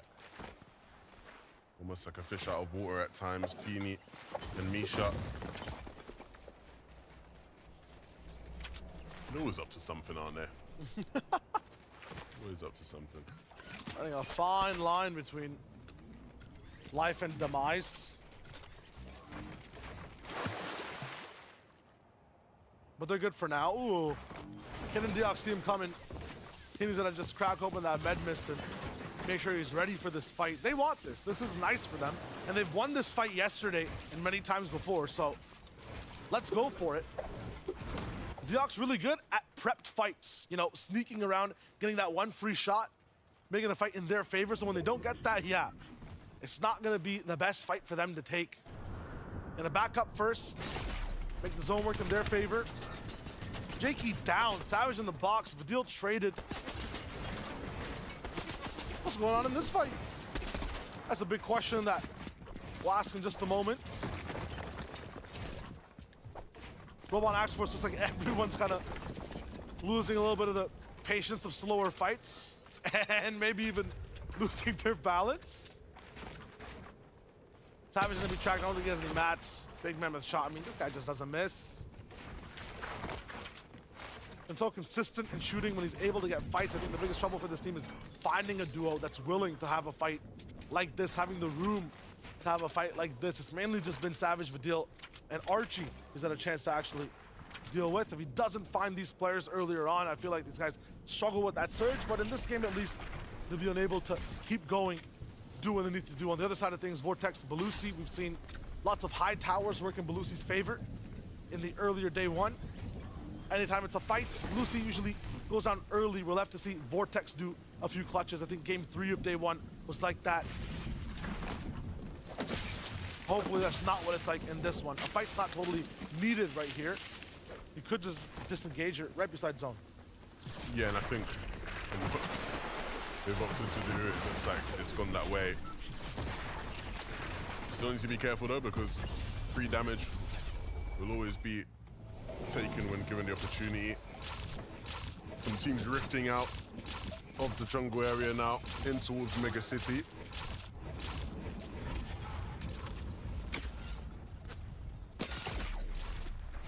Radi and Tropex have done a really good pivot this entire FNCS Grand Finals to actually have playable games all the way up till game 11, right? We were expecting this to be a brutal 50-50 off spawn against Refsguard and Tripper. Up till this point, have been really good at just playing their own game. I mean, you've seen how tough it is with Surge and the end games we've been seeing so far, so they have to make sure that the games they do get to play, they get as many points as possible. Pink and Vico, I'm super excited after that last game, right? Yeah. Spoke to Pink after yesterday's performance, and the main issue they were really having is that they just weren't getting to endgames as a duo. Right? We saw a bunch of Vico as a solo moments yesterday. The first game, we see them as a duo in endgame. Pink's able to get second place, right? So these guys can stick together. Silly little small mistakes are the things that are stopping them from getting there together. And if they can iron those out, they will climb in these last 2 games. This is a zone that works better for them too, so I feel like might be time for them to just lock it in. Get at least 3 good games under their belt.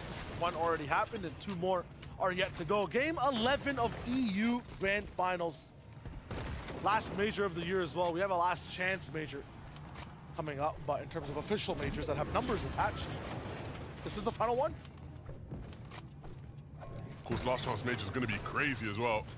Very, very loud. There'll be a lot of teams who you're watching on your screen here today that won't quite be able to get the job done to make it to globals, and so will be forced to play in that last chance major.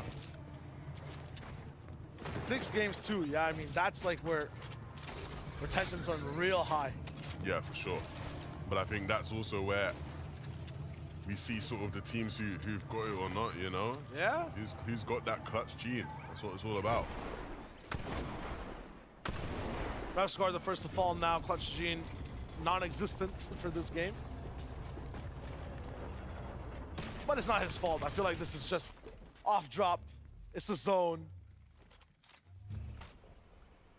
Tripper left alone. They have struggled though in this FNCS. This has been rough for the duo. Yeah, I think at times yesterday they showed us glimpses. Yeah. Their ability to maybe be a force in these games, but I saw the little Stevie stacks coming from them, you know? Nice reminding of old times of how both those guys played side by side, but not on the same team. Am I tripping? Might be tripping. It is what it is. Strapped, Anas. We'll move on. I think Strapped has been the most surprising out of everyone in this entire FNCS Finals lobby, right? First FNCS coming in, looking so good. More on him in just a second as Takada has a very important message we cannot miss. Thanks, Shai. We're taking a look at Cammy and Seti. You saw during this moment of the match, they were still in Frenzy Field. So what do they do to get there? Starting off, making use of that double person under the capture point to capture it quicker due to recent changes, and then going for those drones, which actually got them some slap splashes that they're going to use later on in the match. Now, they started going for the regular Storm Surge route after upgrading or purchasing one of the Mammoth pistols, actually dropping their AR for it. But as they were en route to the regular Storm Surge path, they saw that there was already a duo based up on a ridge that they go to, so they decided to go right back to their POI and get Surge from where they started from.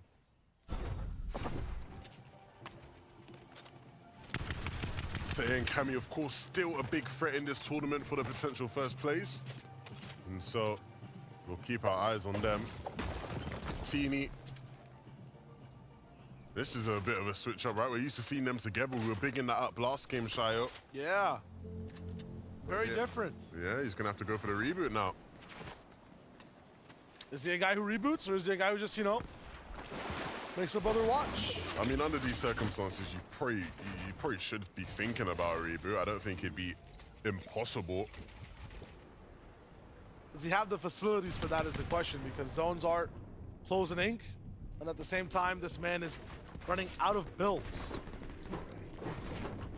And in Uruguay swam their whole way around Lonely to get to this spot. Rift Island is also spawning, so contesting those big points. Grols, Clownski, they're here. From a win to a position of getting even more points again.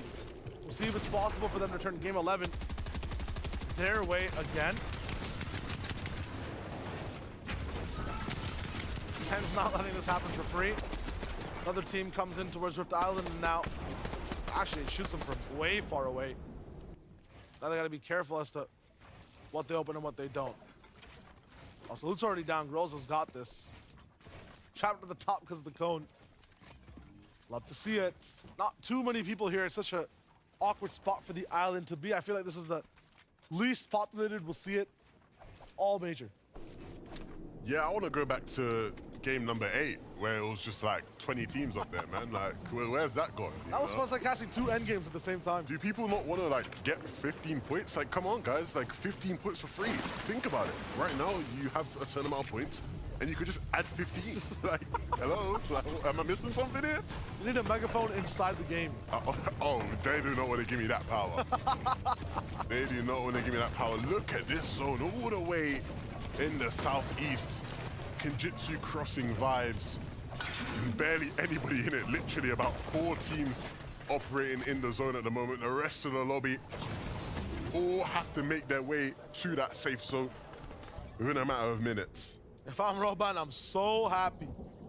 And he's exactly where he's supposed to be. Inside the crossing, looking for any tag that he can find. Should be so good on Surge, but some opportunities missed. Mammoth Pistol not connecting just yet. This is the first time we're gonna really see these guys have the game come to them. I feel like I'm watching Queasy and Veno from Chapter 2 right here, just chilling on top of Kinjitsu. Everybody having to rotate into you. Big chilling. Don't think we'll see the same endgame greatness from these guys, but who knows, who knows? Never doubt. Needs to be careful, don't want to overpeak. There are players at the gas station looking at you. I think it was Vanyak that was trying to get involved in the action. Teeny is going to look like he's playing this one out as a solo. And I don't doubt him as a solo, to be fair. I don't doubt Teeny at all anymore after the things he's shown me this weekend. But certainly is not looking favorable with such a long way to rotate in and so many different teams ahead of him. His position is not the best spot to be in at all.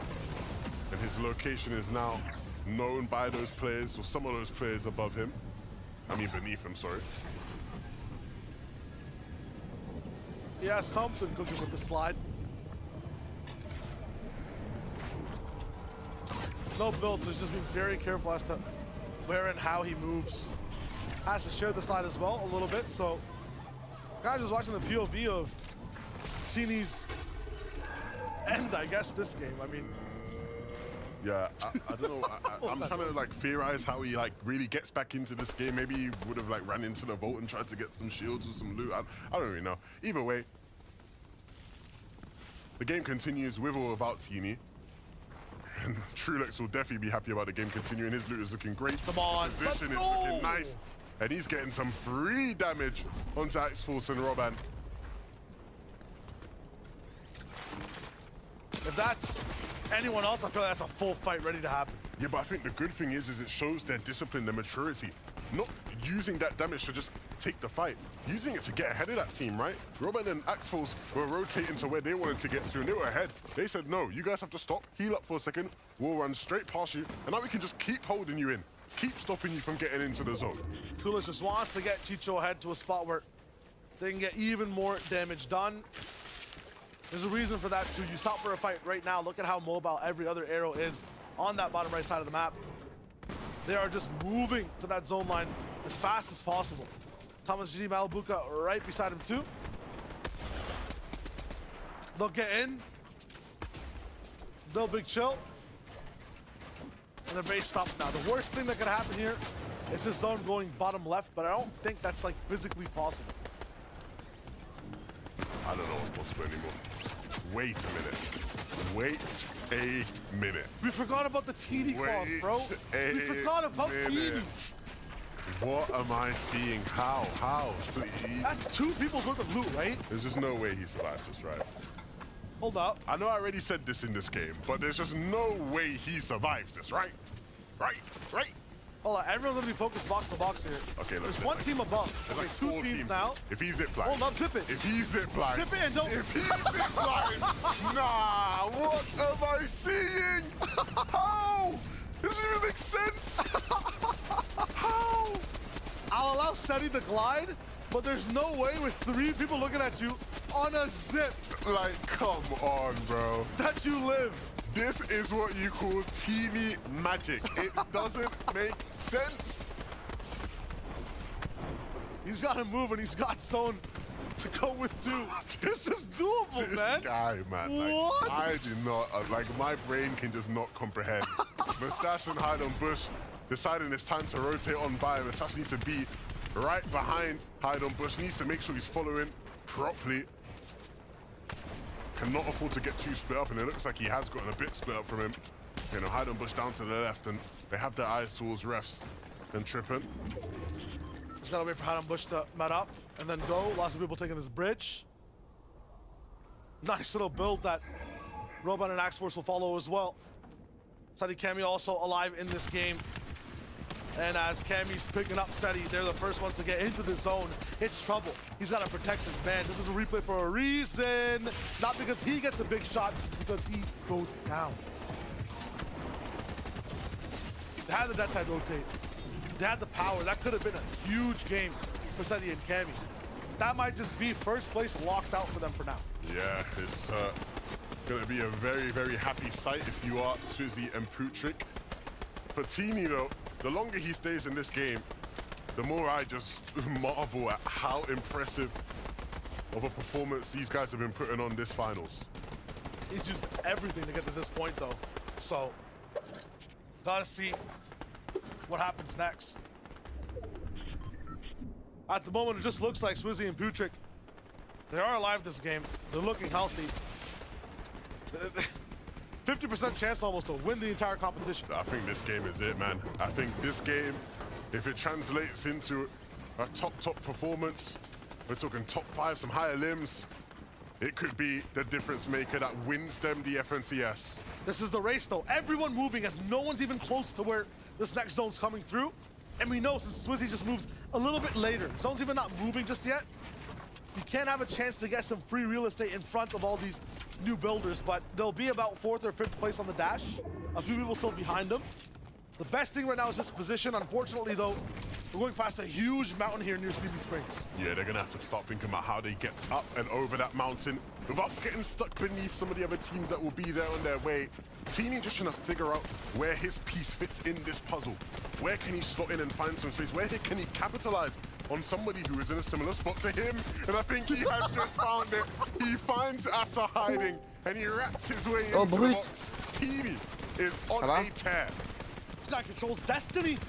He knows where every solo is all the time. I don't know what type of magic this is, but I want some. And he's going to keep it moving as well. Does not stop. As more players come in, it's hide and bush and Mustache in the way. If he was to do something to these guys, that would truly be impressive. Needs to be careful to get out of the way. There's players taking shots at him and then chasing him down. Gimmy's not stopping now. Two different layers on him. No more builds. 4, 5, 3, 2, 1. That's his last material. Has to get creative with it now. Can't really elevate, so he has to go down low. Teeny is gone. But what a performance to stay in the game for that long. Yeah, was able to clutch up some extra points, which will go a long way. This is what we didn't want to see, though. Pink is down, and that means Vico has to clutch up solo. The clutches that we saw, though, bounce backs, Vico uses them so well. And this is going back into huge builds that so many teams have already built down. Will he be able to recoup another second place performance, right? That's the goal for this team as they try and mount to come back up the standings. These guys aren't worried about coming back, they're worried about extending the lead, and they look poised to do so. Trulex and Chicho begin their journey, though, way in the back of the zone here in the first movement. It's going to be tough for everyone here, though. I see 17 mats, 14 mats, for a bunch of these low ground teams that really made that dash to get good bases down. Looking for some type of refreshes, but haven't found much just yet. Everyone on that bounce back is playing super passive, so yeah, Matt's looking super thin. And that does not bode well for anybody around him, because that means he's just left to his devices with the shotgun. And we know he can do crazy things with that in hand. Praying for a pullback zone, potentially werewolf zone pull. Voilà. J'ai mis capture de jeu comme ça on reprend le.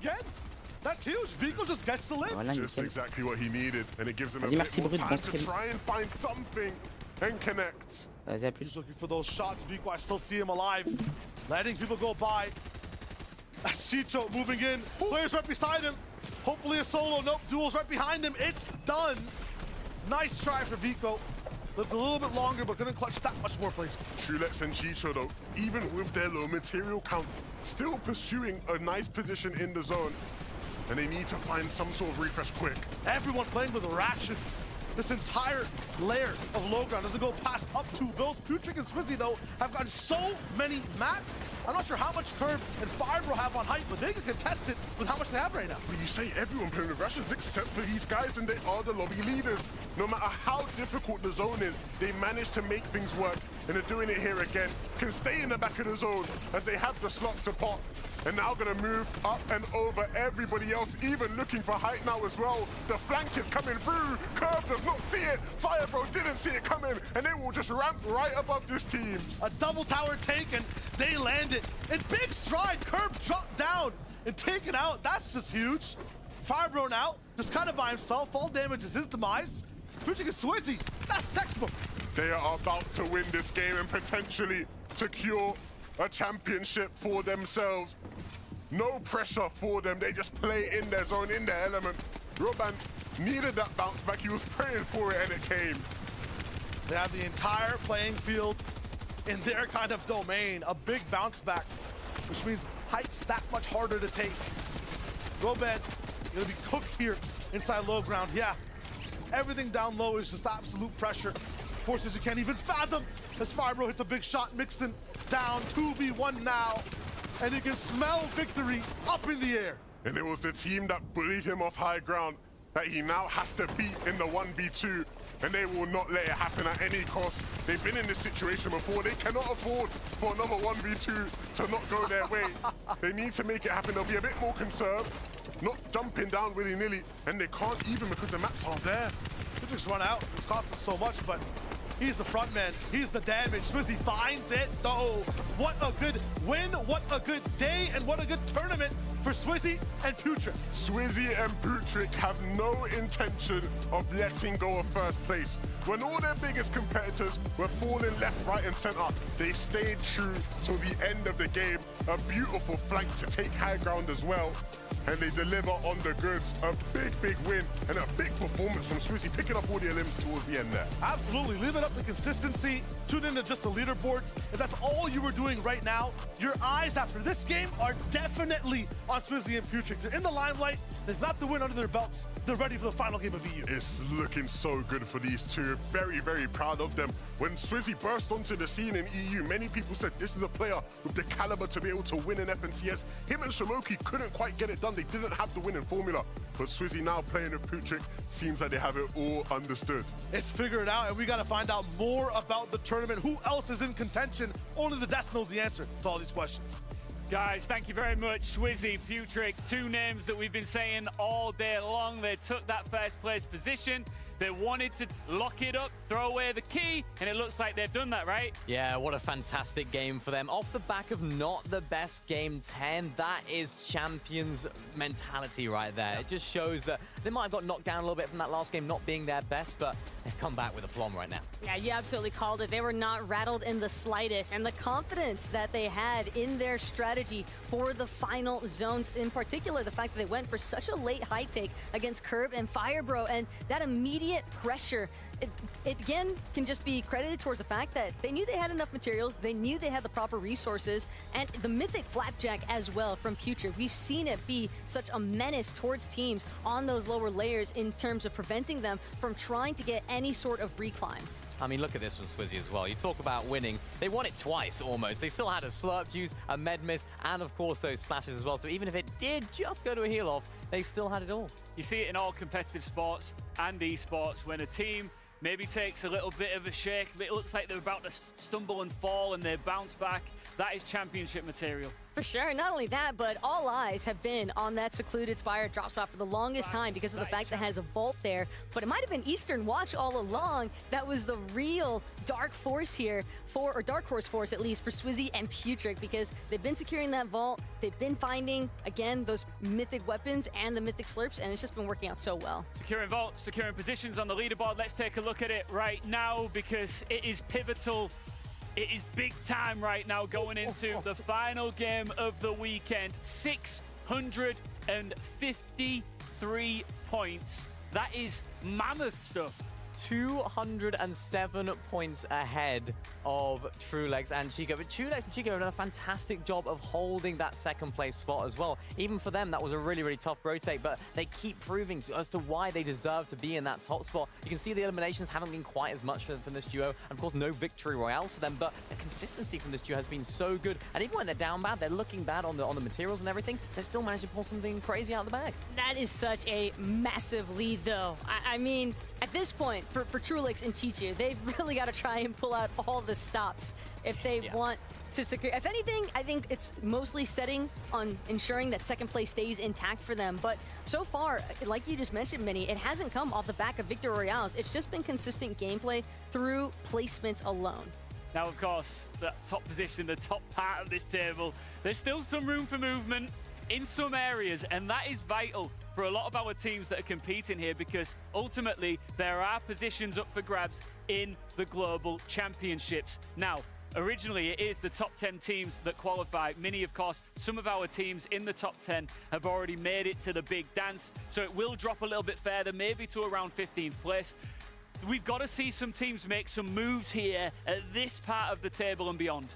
Yeah, this is where it all gets real, because for these teams, realistically, they have to be thinking, right, we're going into the last game. We need to try and focus on Global Championship squad. We're not going to be able to get that Axe of Champions, but for teams like Nebs and Hellfire moving up, these guys are very aggressive. They're not afraid to take those mid-game fights, and I'm expecting that from them in this game. If they want to move into that top 13, top 12 sort of location as to where they need to be on the leaderboard, they're not too far away right now, but a lot of the times it does just depend on how all the other teams do. If everyone else is getting points, then you need to just take over that sort of points. Yeah, for me, it's Pablo Wingo and Bevies. I mean, again, 307 points. Quite a massive comeback story for them here today in day 2 as well, because being at that secluded spire, having that 50-50 right off spawn, it's definitely a difficult position for them to be in, but we've seen this team acquire such high placements. Realistically, if they're able to find a victory royale, that could just be enough for them to make it through. I mean, they deserve it just based on those games they do make it off spawn, because if they can do that more consistently, then yeah, they should be in those global championships. It's roughly around the 16 and 17 mark where you might qualify at this stage. Now that is roughly, because anything can change, of course, in our final game. One team that jumped up a place again, and it is nice to see them in fantastic form, Vico and Pink. And Vico and Pink, I mean, at this point, I think it's also just trying to climb for some of that prize pool benefit, because Vico, Pink, they've definitely been on a bit of a tear for these last couple of matches, and it is not an easy feat by any means trying to work through these low ground layers. We've seen so many teams essentially just get choke pointed inside of that congestion that's taking place on the low ground, and even in a solo situation, we saw Pink perform. Now, again, seeing Vico perform, it's just about them staying on pace. And they're not qualified to global championships yet. This is a huge, huge, huge performance for them if they can close it out inside of those qualification spots, because even in that content piece we saw earlier on in the season from Pink, he was saying last season not very good, we didn't qualify to Grands. Even this whole chapter hasn't really been the best for Pink, and Vico hasn't quite found his match in terms of duo partners yet, so I'm really, really happy for these guys. Let's just hope they can close it out in strongly. It's what I love about this tournament, because it's not just all about getting that top spot and that first place position here. Of course, there is value in finishing strongly outside of becoming the finals champion here, and that gives that extra incentive, not just for all of the players who are competing, but for everybody watching at home. Going into this last game, it's all up for grabs. And it's at least as far as 2nd through 10th is concerned, I would say at this point, because Swizzy and Futric, I mean, kudos to them. They've done an absolutely fantastic job to put themselves into the position that they currently are today, and it's just been an impressive weekend so far. Yeah, that's what I love about Fortnite. You always have these other storylines to focus on. It's not just about who wins or who loses, it's about who can qualify to this global championship spots. Of course, there is 10 of them up for grabs in this grand final, so keep your eye on those teams that are just on the bubble. All right. This is it. We're getting into the final game. No more tomorrows. Taco, can I just borrow you for a second? I've been using my hands a lot, so I might need some extra digits here, because it's not game 10, it's not game 11, it's game 12 that we're going to. I like that. Thank you very much. Let's do it. Battle Bus, one more time. Welcome to the ultimate finale of one of the most exciting seasons of EU. I'm Shy Wager, joined by 11-2K. This is the last ride of the day of the major of all time. It should be fun to see what goes down. It has been a long season, but one we have thoroughly enjoyed, and one that has provided so many great moments, and for it to all culminate into this final game here. I know the players will be nervous heading into this last game, but I'm feeling a bit nervous now. I usually don't get nervous, but I'm starting to get a little bit shaky, you know what I mean? A little bit right. It's when you know exactly what's supposed to happen, but you're not sure what might go wrong. And that's the exact circumstance of this game. Swizzy, Futric in first place, but so many, 2 top contenders actually, nearby who could take their title. Yeah, the potential to see a player come from another region where he's been dominant and come to EU and be dominant, unprecedented levels of success. And we'll see that all conclude here after game number 12. Will it be Swizzy and Futric to hold on? I think many people would expect that to be the case, with such a lead coming into the last game and with such a locked-in game plan that seems so ironclad. Many people will expect them to continue, but so much all across the map, Shayo, that still has to be concluded. Yeah, you talk about Swizzy, you talk about half the people in the top 10, how their game is played is dictated by one fight that happens every single game off spawn. It's the Spire, and we tune back in, and I do not see contestation. I repeat, the first time this FNCS, I do not see contestation. There's no Pablo Wingu, there's no Bevies, there's not even a disconnect. There's 50 duels in the lobby. They've chosen to disengage and go to a completely different spot. That is interesting. Look where they are, playing it safe. They want to play the last game. They don't want to watch from the sidelines. I think they got tired of Akira and Skyjump third party in them, and they finally decided, look, we'll fight with scraps if we need to. We just want to get the chance to play. Are they going to play, or are they just going to live for a little while? Because for them to play, they need power. Are they going to live, or are they going to just survive, right? You know, truly, living, you sort of got options when you're living. Yeah. When you're living in life, you got options, but These guys, it's going to be all about surviving in this lobby. A scrap loot path. And a new loot path being uncovered for Teeny and Misha. Another game where they switch up where they're landing. West of the Shattered Slabs area. Watch Misha just be like a developer who's coding in random buildings and just dropping at them. Game after game after game. That's what it looks like every single time. It's crazy. I drop map, a spawn, fight that doesn't really go their way. A lot of the times, it's Irazumi, I believe, is on the other side of this.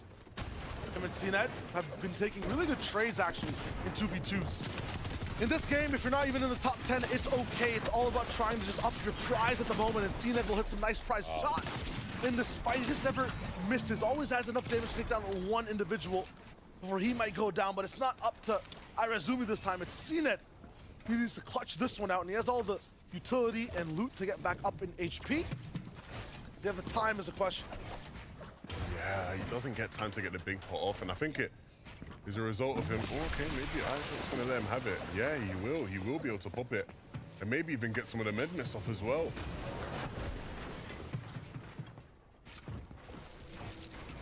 Just letting both players have everything is gonna be the way for the moment. Moneymaker in though. Third party active, and CNET's down fast. That's what we're seeing, man. Teams understanding where the off-spawn fights are happening and deciding to roll in and third party where possible. It's such a viable play to make in these lobbies where players are so stressed off spawn, panicking at all costs to get the job done. And it finally pays off there for Moneymaker and for Nyan. Misha and Teeny up in their own fight, but this time their opponents actually poising up both necks, basically frilled at this moment. Showing off power. Well, Misha will be the one to win at the moment. Towards the top. Teeny wrapped around the other side. They're trying to go for a pinch on here. And this is their game plan, right? Go for these fights. See them all the way through. Some time for Teeny, but he misses the mammoth shot, and the spray afterwards doesn't land too much in terms of damage. One player losing a little bit of his shield, but past that, I mean, I feel like on the back end of this one, they didn't really get a good trade. Yeah, this isn't gonna be a spot they drop out again. One, because it's the last game, but two, because it doesn't seem to have paid off in the way some of the other spots have. And unfortunately, if things keep going this way, it might be the last game for them. And they won't get a chance to play it out if they go down. Some nice HP coming in, but really and truly, they're gonna have to hit some big shots here. Garrett is trying to escape though, which is good news. And so yeah, finally able to turn the tide. The other team was as low on materials and HP as they were, and so it pays off in the end. Now without a super vault to be able to use, without big moves. Don't speak too soon, they're gonna run into Shattered.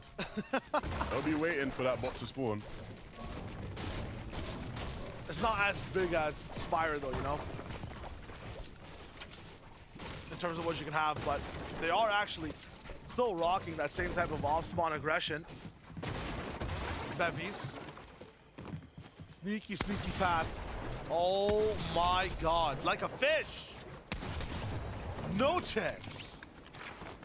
I am lost for words. Makes him look foolish. That was clean. That's what we want to see more of. That's why we want to see them in these games. And like you said, boxed like a fish. Love to see it. Kiri, Ping. They're doing their thing too. Two shots, both missed, damage back, returned. Ping losing all his shields.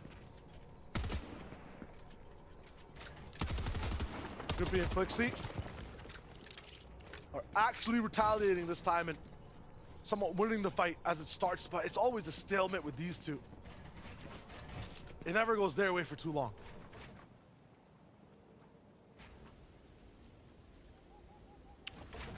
Archie and Jakey Fan have been ever present in this area of the map of spawn, causing issues for a couple of different teams. I saw some beef on the timeline between Archie and Vidal and Savage, yeah. Our fan favorites heading at it, you know. painful to see, and this will be painful for Archie to be dealt with. It's been Jakey fan that's typically been the one doing the clutching for this duo this season. And so Archie with their FMCS on the line, doing everything he can to make this work and even going for the revive. Will they let it happen though? Here's Kef coming for him and so decides to ward him off with a nice little shot there and will go right back in for the revive. I think that should be enough for him to get it confirmed. More pressure coming in. Is he just gonna stick it though? Looks like it. And finally opting to just stick it right to him. Archie not playing no games right now. How many times you have to tell one person to leave is the question. It sounds like he's coming right back. What on earth am I watching, man? Kef is just that annoying fly on the wall, you know? You keep swatting it away, it just comes right back. Newspaper doesn't work. You go to the fly swatter, it doesn't work. Throw the couch. Throw the whole Just throw the whole couch. That's what Archie does. That last shot, huge. This fight, 40 minutes. Give it 40 minutes, it'll finish. Yeah, it feels that way at times, right? Using Kiri though, they'll want to get it done a lot sooner than that. You'd assume that this final game will be a bit tighter too in terms of every single player trying their best to stay alive and go for that placement, but a lot of people doing their last ditch effort at switching a few drops, maybe going for fights instead of really tracking that surge. And we see the lobby that has 91 people drop to 76. Well, yeah, look, you know, it's the final game. Desperation has fully kicked in for all these different teams. No more, you know, hopium and copium to get you by in these games. You just have to do something. And ultimately, in this case, a lot of the time it is just taking a fight you wouldn't necessarily take or just completely switching up the way you're looting and where you're looting. Gotta make sure if things go right, at least you still play the same. Even if you're making rash decisions, make sure your shots land within those rash decisions, because once you switch up the whole play style, that's when things start to go really bad in terms of even staying composed to land a few shots. Wizzy, unless he finds like a insta medkit on the ground, there's no chance he lives that one. Our first place team in a spot of doom. Will their lead be enough is kind of just a question at this point, because Butrick, this 2v1 is going to be nigh difficult. Hold on. Wait, he's cooking. 1 HP. No chance. If he had time, If he had time. 321 points in theory. That's the number we're sort of looking at from him. Oh, 600. I forgot yesterday. We got to add yesterday's points. I did forget. That's on me. So, a lot of points still separating them. And so it would have to be a massive game, an absolutely massive game from Trulex to be able to come back on that one for sure. It's not the most likely of things, but yeah, I think for the most part, it is going to be that race for points to catch up and get to a different point in the leaderboard. In any case, though, for the last time this season, get out your pen and pad because we got Takata to fill us in. You were talking about a race for points, Levin. This is a race to global championships as Pablo Wingu and his duo partner Bevies, after contesting Skydude and Shakos every single match at the Spire, have decided to make a change in the last match. Being in the 15th spot, just very close to the borderline of the global championships, they decided to drop in a completely new location, west of Friendly Fields, out in the open, changing up their drop spot and playing for that qual. Noted.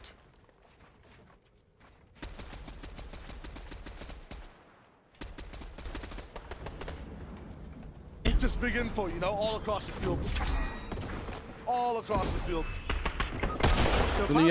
Give me another win. I want another win.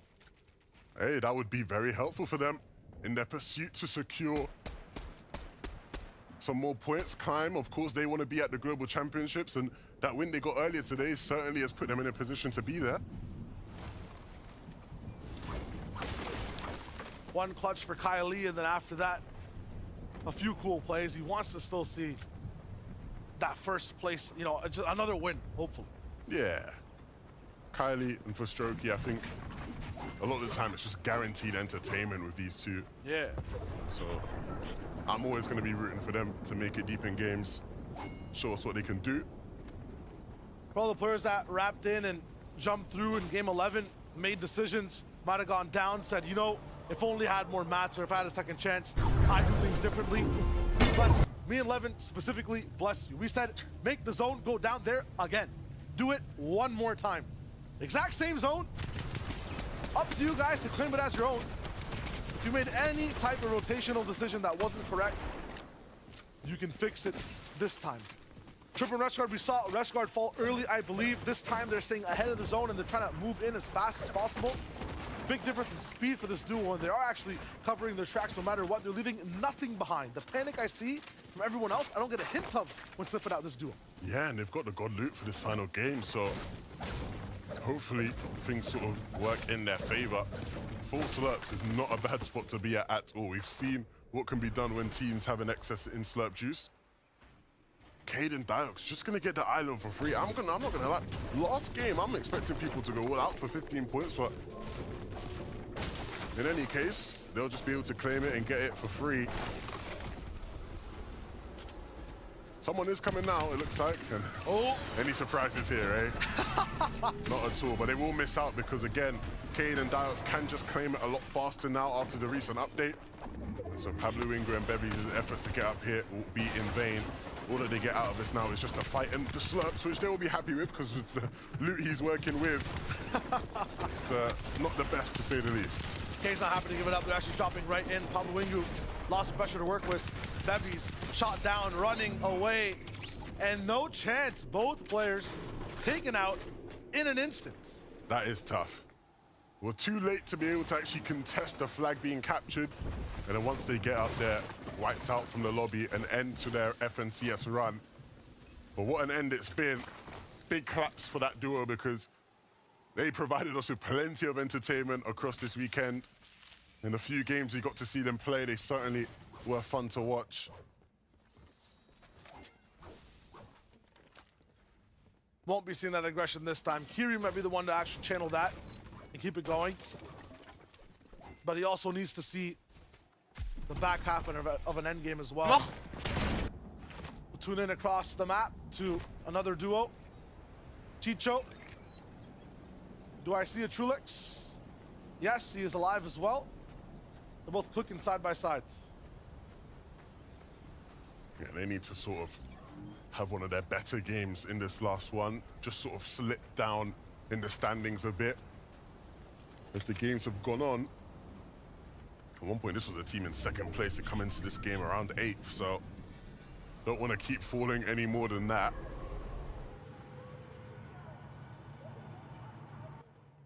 That's just on day 2 as well. They're pretty high up in the standings when it comes to contesting for that first place.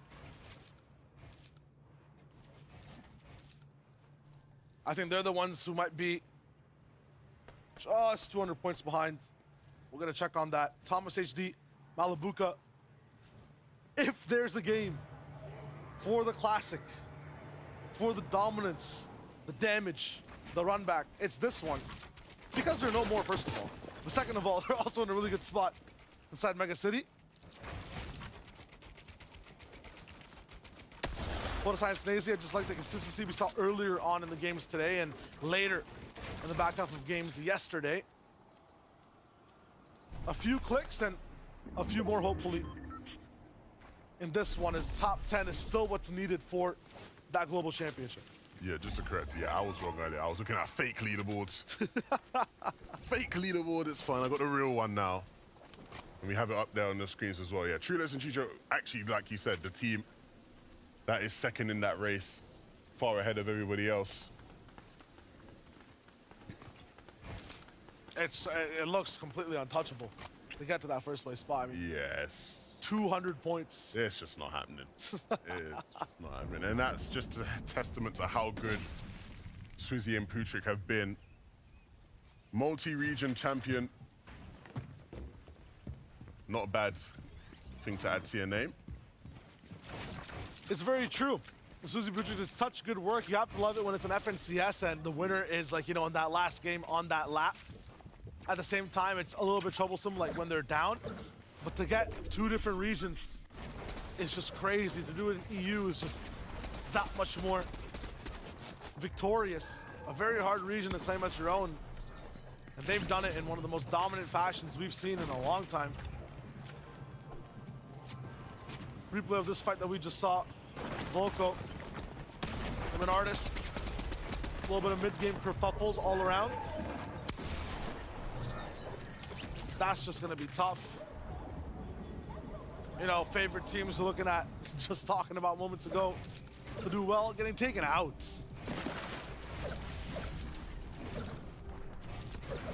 And there's still these guys with all their slurp juices in inventory that are looking poised to have a really good last game.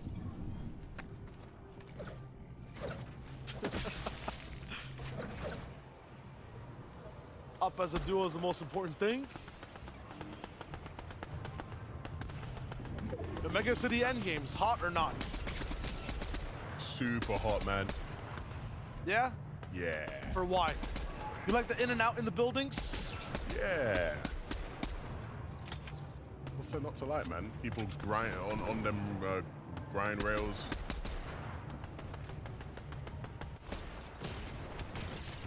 Fun. Yeah. Alfire Nev's also seeing a game here. Kind of nice. You're in this position, I feel like the sweat is pouring, right? Like, every elim, every box, you might be trying to stay chill, but last game efforts, yes, every elimination worth thousands of dollars. You're getting the refresh. Is it clicking now, or is it more so when the end game starts where the hands start to get shaky? I think all throughout this game, people would have been shaken, to be fair.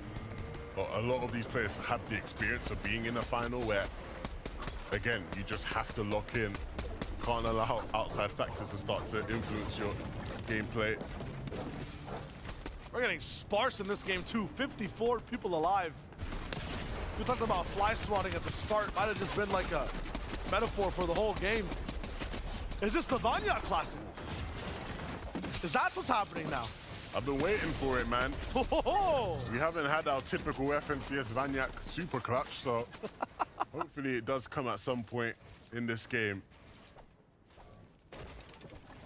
Of course, Vanyak is a player we'll be seeing at the Global Championships, right? Qualified last major, so even though he might have been a bit more quiet here in Major 3, I'm sure he'll start to heat up towards Copenhagen.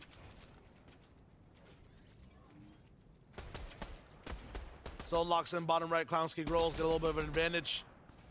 Looking good for now. Lobby getting as thin as it is in this final game. Makes it so that these guys who are playing for ultimate placement, very, very happy boys. Surge, not as difficult. You know, the amount of mistakes they can possibly make due to other players punching them, not gonna happen as often.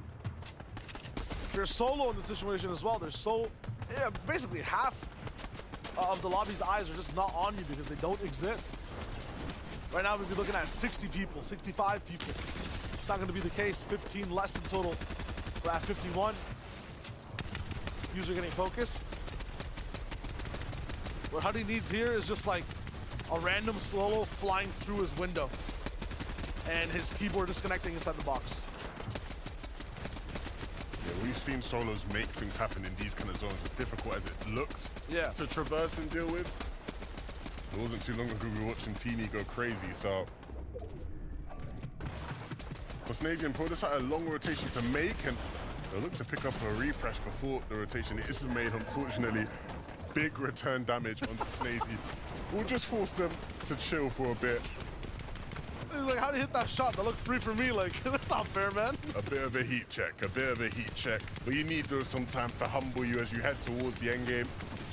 Teeny and Misha will get to play this zone out as a duo, but unfortunately down on Surge. And so I think we all know what that means a lot of the time with this team. Hopefully they will make that decision, though. They're sort of sitting around waiting. You ain't got heals to outlast this. You just got to jump in the box, my friends. It's what you've been so good at all weekend long. Need some magic. Here goes Teeny. Essentially just a solo clutch. Misha's trying to keep up. 126. Is he going to commit? Yes, from the bottom. These angles! It's crazy! He sees both! And he picks them up! Wow. Misha gonna get knocked, but he sends Teeny flying forward. A thruster for the rocket to reach the sky. Teeny is moving. These are monumental shifts in the leaderboard. He's taking out people in front of him, behind him, are not gonna be able to catch up. And he is just zooming through everyone. 57 mats to work with. Just getting in a little bit of the backside of zone. That's huge. Huddy, Medmist, he's soloing too. How far can he take his run? That's the question. It's all about finding the right layer now. 2 different duos fighting on the bottom one, 6 different ones based up on this one, so might just be the better option. Zone stops here. It's another max pull for the whole server though. Brown arrows on the minimap start to move forward, get their first flight on site. After that, Teeny still in the driver's seat. These rotations were already stressed, Shayo. And so for now, these players having to move even further, again, it is gonna look real rough for some guys as we head towards that temp zone. If he chooses the right side, had a lot of info on the left, says, nah, it's just a bit too much. Some zone damage taken, still has about 7-8 seconds to spend in the storm. Nothing for shields, nothing for mats. He's used so much to get to this point. He just has weapons on his back to use. Anyone looking at him now can hit him in the head. That's a mammoth to the noggin. He's down, Mixon stops him. Tripping though. Earlier we were watching him. He had all the slurps in the world, the best loot in the game, and now he's a backside solo player, just trying to find any sort of leg room, but there's none there for him. For Strokey in a very similar spot, but higher elevation. 9th zone for everyone in EU, and you can add 1-1 to that and make it an emergency, because I barely even see duels alive. It's just so many fragmented players, so many people losing on their shields as well. Tough for Fast Strokey, but he quickly gets into one of his old builds at the same time, locked down. No chance for him to keep going. And look who it is, finally making their appearance on height. It's Poland on top, and their other Polish compatriots on the other side, potentially trying to take it. Seti was up there, Cami with the chop. They're going for the height take here in the 10th zone. No matter which way you cut it, it's Polska Gurum. And these guys are both fighting for it. No one in control just yet. Cami, he's there, connected as well. And they have just a few mats to keep it going for now, but we will run out of gas soon. Skydoom from the backside with Shakos is in the jungle. Pinglemosh to his roots on where he first started to jump when he played in EU. And he boxed up just for now. Last slurp pop, it's time to go crazy in the zone. This is exactly what he needed. That slurp gives him the space, but unfortunately this player's watching him. Chari now just has to fend off without Geras by his side. And he's desperately tiptoeing around these builds. He knows there's a team's duos all around him. But which one does he pick to fight? His bounce back taken over by another team. Now just him, 50 HP in total. Can't even go in the storm. Big shot cracked in front. Chicho Tulix affected. Chari looking for anything right now. Focus by height. Left side shot. Missed again. Backside. Dodged. And it's Nathan that takes him out. And Nathan and Jakey still have a claim to this game. Tulix is down on low. Chicho way up above. Cami and Seti starting to make the drop down to close out the game. Pass position, no control, no mats, and no home as he gets evicted. Chicho on the backside has the med mist. No time left now. One solo on his right. Does he have the tools to get into the walls? Not just yet. They're made of brick, and he has no stone in terms of aim to be able to hit that one. It's just too fast to be able to use. Now towards the end, Seti, Cami looking to actually take this one home. A few more shots locked in the zone. It's them for Game 12's win. Polska Gurum, Poland on top. 2 of the best Polish teams battling it out on height in this final game. A flavor of what we had seen earlier in the qualifying weeks, all throughout this season. And it's Cami and Seti, the OG Polish duo, that come out on top of it. And a big win in this final game from a team who I think many people expected to be playing like this all day long.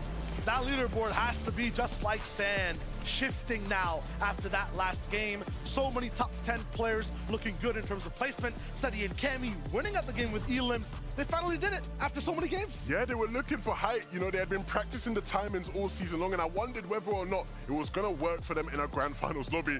Clearly it did. Cami on the backside, chopping out the height team. Seti on the front, looking to build up. The formula was perfect. So many nitpicky type of elims from solos and duos playing for placement, and we can't see everything, even with our gorgeous eyes, so we have to toss it to 3 more people who have the brains, the brawn, to break it all down. Guys, thank you very much. And as the dust settles on our final game of the weekend, I can confirm that our FNCS EU Major 3 champions are Swizzy and Putrick. What an incredible weekend it's been for this duo. Wow, wow, wow. Consistency personified. The duo that rocked our world and rocked the lobby too. These guys have shown us really what it means to be champions. Absolutely. No one can be surprised, though, after the performance that they put on throughout this Grand Finals weekend. The fact that they were in that position to begin with, sure, might have been a bit of a shocker, but after watching their gameplay be so consistent throughout so many of these matches, it truly is a well-deserved victory. Yeah, and as we just take a look at some of the highlights from their entire run throughout the whole weekend, it just shows how proficient they've been. Swizzy ending up the weekend with the most solo eliminations, 30 to his name, showing that not only have they been dwindling along with the placements and keeping that consistency going, they've also been ramping up the eliminations too. The crazy thing is that I feel like I haven't said two names more this weekend. We couldn't keep them out of our mouths, could we? No, not by any means. And what's even more incredible is that this now makes Swizzy the second multi-regional FNCS champion. Yeah. You had Muzz representing an NA from Oceania, Swizzy now from Asia, having won back in Chapter 2 Season 8, taking the AXA champions here today. And Putrick, this man, his highest ever performance, stemming all the way back to Grand Royale, where he had a 5th place finish, now finds himself as another AXA Champions wielder. Catch you off guard a little bit, Mini, yes or no? Yeah, a little bit, you know, because this is a new duo going into the season. This is one of those sort of teams that we wouldn't have had on our radar. They didn't actually perform too well in the weekly qualifiers either. They only actually made 1 finals out of the 3 weeks, so it was one of those where it was a definite dark horse, but they've just proved as to why we need to start talking about them more. And it's what makes an FNCS Major Grand Finals so exciting. You never know who's going to claim the Axe of Champions. Well, at least in this particular story, we could see the Cinderella story line up here for Swizzy and Putrick. They had such a dominating lead over the lobby. It was practically impossible, and then it became literally impossible for anybody else to catch up by game number 10, essentially. But even heading into game day number 2, these two were looking to get things started on the right foot. Well, it's a triple whammy for this duo. Of course, they claim the Axe of Champions. They get that spot at the Global Championships. And of course, let's take a look. They got the bag as well. The money talks when it comes to our leaderboard. Here is the top 10. We will reveal very shortly who else has made Global Championships. But $200,000, Mini. Yeah, a huge amount of cash for these guys. Couldn't be more happy for them. And of course, coming over from Asia, performing very, very well when they landed, of course, in the EU region. Swizzy and Shimoki mixing things up for this season. And now it's Swizzy and Putrick showing what they can do. Well deserved at $200,000 right there. Yeah, they're definitely living the lavish life. Yeah, let's just rattle through some of the other teams. Of course, we're celebrating our champions. It'd be rude not to. But moving on down through this leaderboard, there are some very worthy winners of some big cash prizes here. Well, again, it's not even about the cash prize, because cash prize is always nice, don't get me wrong, Yeah. but the fact is we had so many teams in this top 10 that weren't yet qualified towards that global championship later on this year, and now they find themselves solidifying that position. Trulex, Chicho, a well-deserved endeavor, a well-placed effort. Yeah, really great stuff from this duo. I think a lot of people would have said, you know what, yesterday's zones would have carried them because they had so many of those east side zones, but today we didn't have as many, and they still kept up the consistency. What a performance over the weekend from these guys, and just again showing us that sticking together as a duo for long periods of time does pay off, because they've been playing together for so long, and you can see what the results are. Yeah, it's one of the things I've really enjoyed about this experience, is seeing how the different duos mesh with each other and the different techniques on display here. Let's take a look at Misha and Tini. Some real key highlight moments for these guys. Easily one of the most unorthodox strategies that we've ever seen in a Grand Finals lobby being utilized by these two throughout the entirety of this weekend. The fact that they chose to utilize more than 6 different drop spot locations and still managed to find themselves solidified this high up in the leaderboard just showcases their overall talent. Yeah, these guys made this FNCS one to remember just because they were switching up so many strategies. And I mentioned it earlier, it's so difficult to play from different drop spots, let alone play different drop spots in a single tournament. They, as you mentioned, Taco, 6 different drop spots, unheard of stuff, but they still made it work. And of course, with the fragging ability of both of these individuals, anything can happen. Yeah, I think having those different drop spots shows a real self-belief in yourself coming into a weekend like this, right? Oh, without a doubt. I mean, you have to have that confidence, though, if you're going to be in an EU Grand Finals lobby, and it's something that was definitely showcased throughout the entirety of this weekend with their gameplay. But Seti, Cammy, no real surprises to see Polska Górą, a.k.a. Poland, still on top. Well, it's been an absolute delight and joy to crown our champions here in EU, but we're not the only region that's done it, as Levin and Shio can tell you more about. Thank you so much, Ian. Yeah, lots going on all across the world. We just watched it in Europe with Swizzy and Putrick. NA just happening right after 11, but Brazil also coming through afterwards. It's Asia that did wrap up. Yeah, look, very, very big congratulations to Larpex and Bobby for winning over on Asia. Not an easy feat to do, and I'm very excited at the prospect of watching these guys at the Global Championships. There'll be big expectations on them from their region to represent, but I think they can match it. Absolutely, Ocean as well. Jace and Repulse rocked through really, really nice. After that, too, Middle East 11 was also a blast to watch. Yeah, 7-man and Cal Gamer, man. Cal Gamer especially, I've seen hustling for so long all across the board. One of the sort of big names in that region and showing up here in the final major of the year. I mean, all across champions, so much fun to watch FNCS across the globe. Tossing it back to Ian for a little bit more as to what happened today. Shia, Rocket Man Levin, thank you so much. That is impressive stuff to be able to see, some of these other teams that have, done exactly what our duo has done here in EU, but there is still, of course, more to come. Now, one thing that we have to look at as we start to shift focus to the Global Championships is, of course, our EU teams and beyond that have made it to, as I keep saying, the big dance.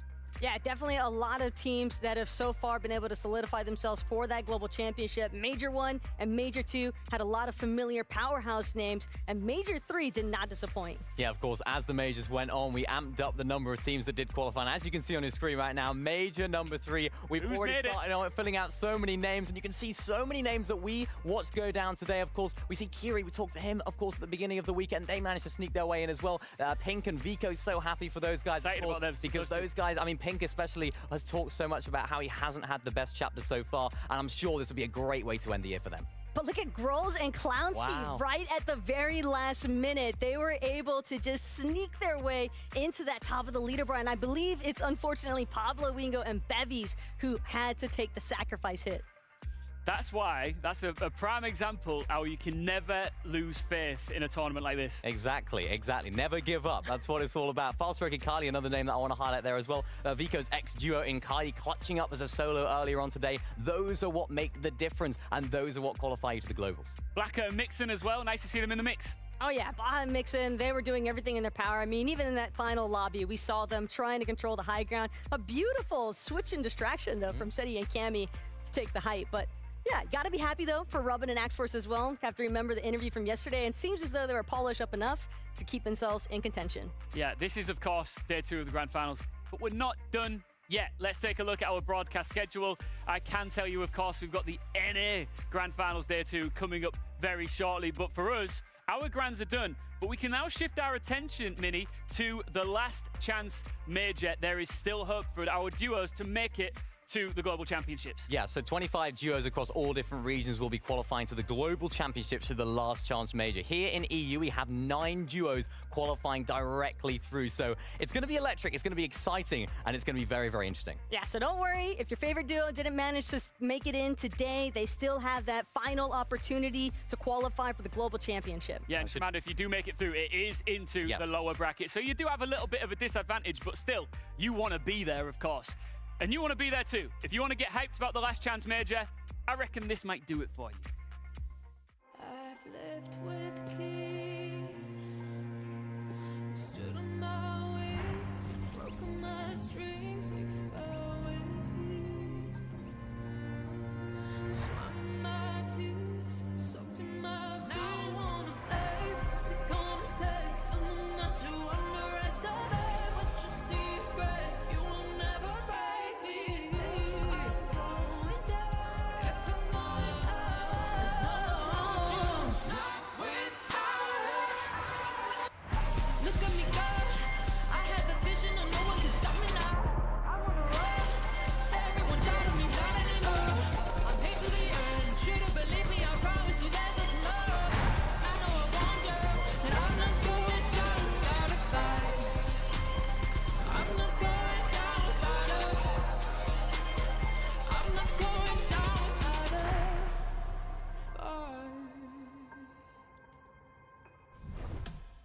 Just when you thought it was over, there is still one last shot. Make sure you are dialed in to the last chance major next week. For us, we're pretty much wrapped up. It's been quite a journey this weekend. I remember it feels like just a moment ago that we kicked off this entire experience.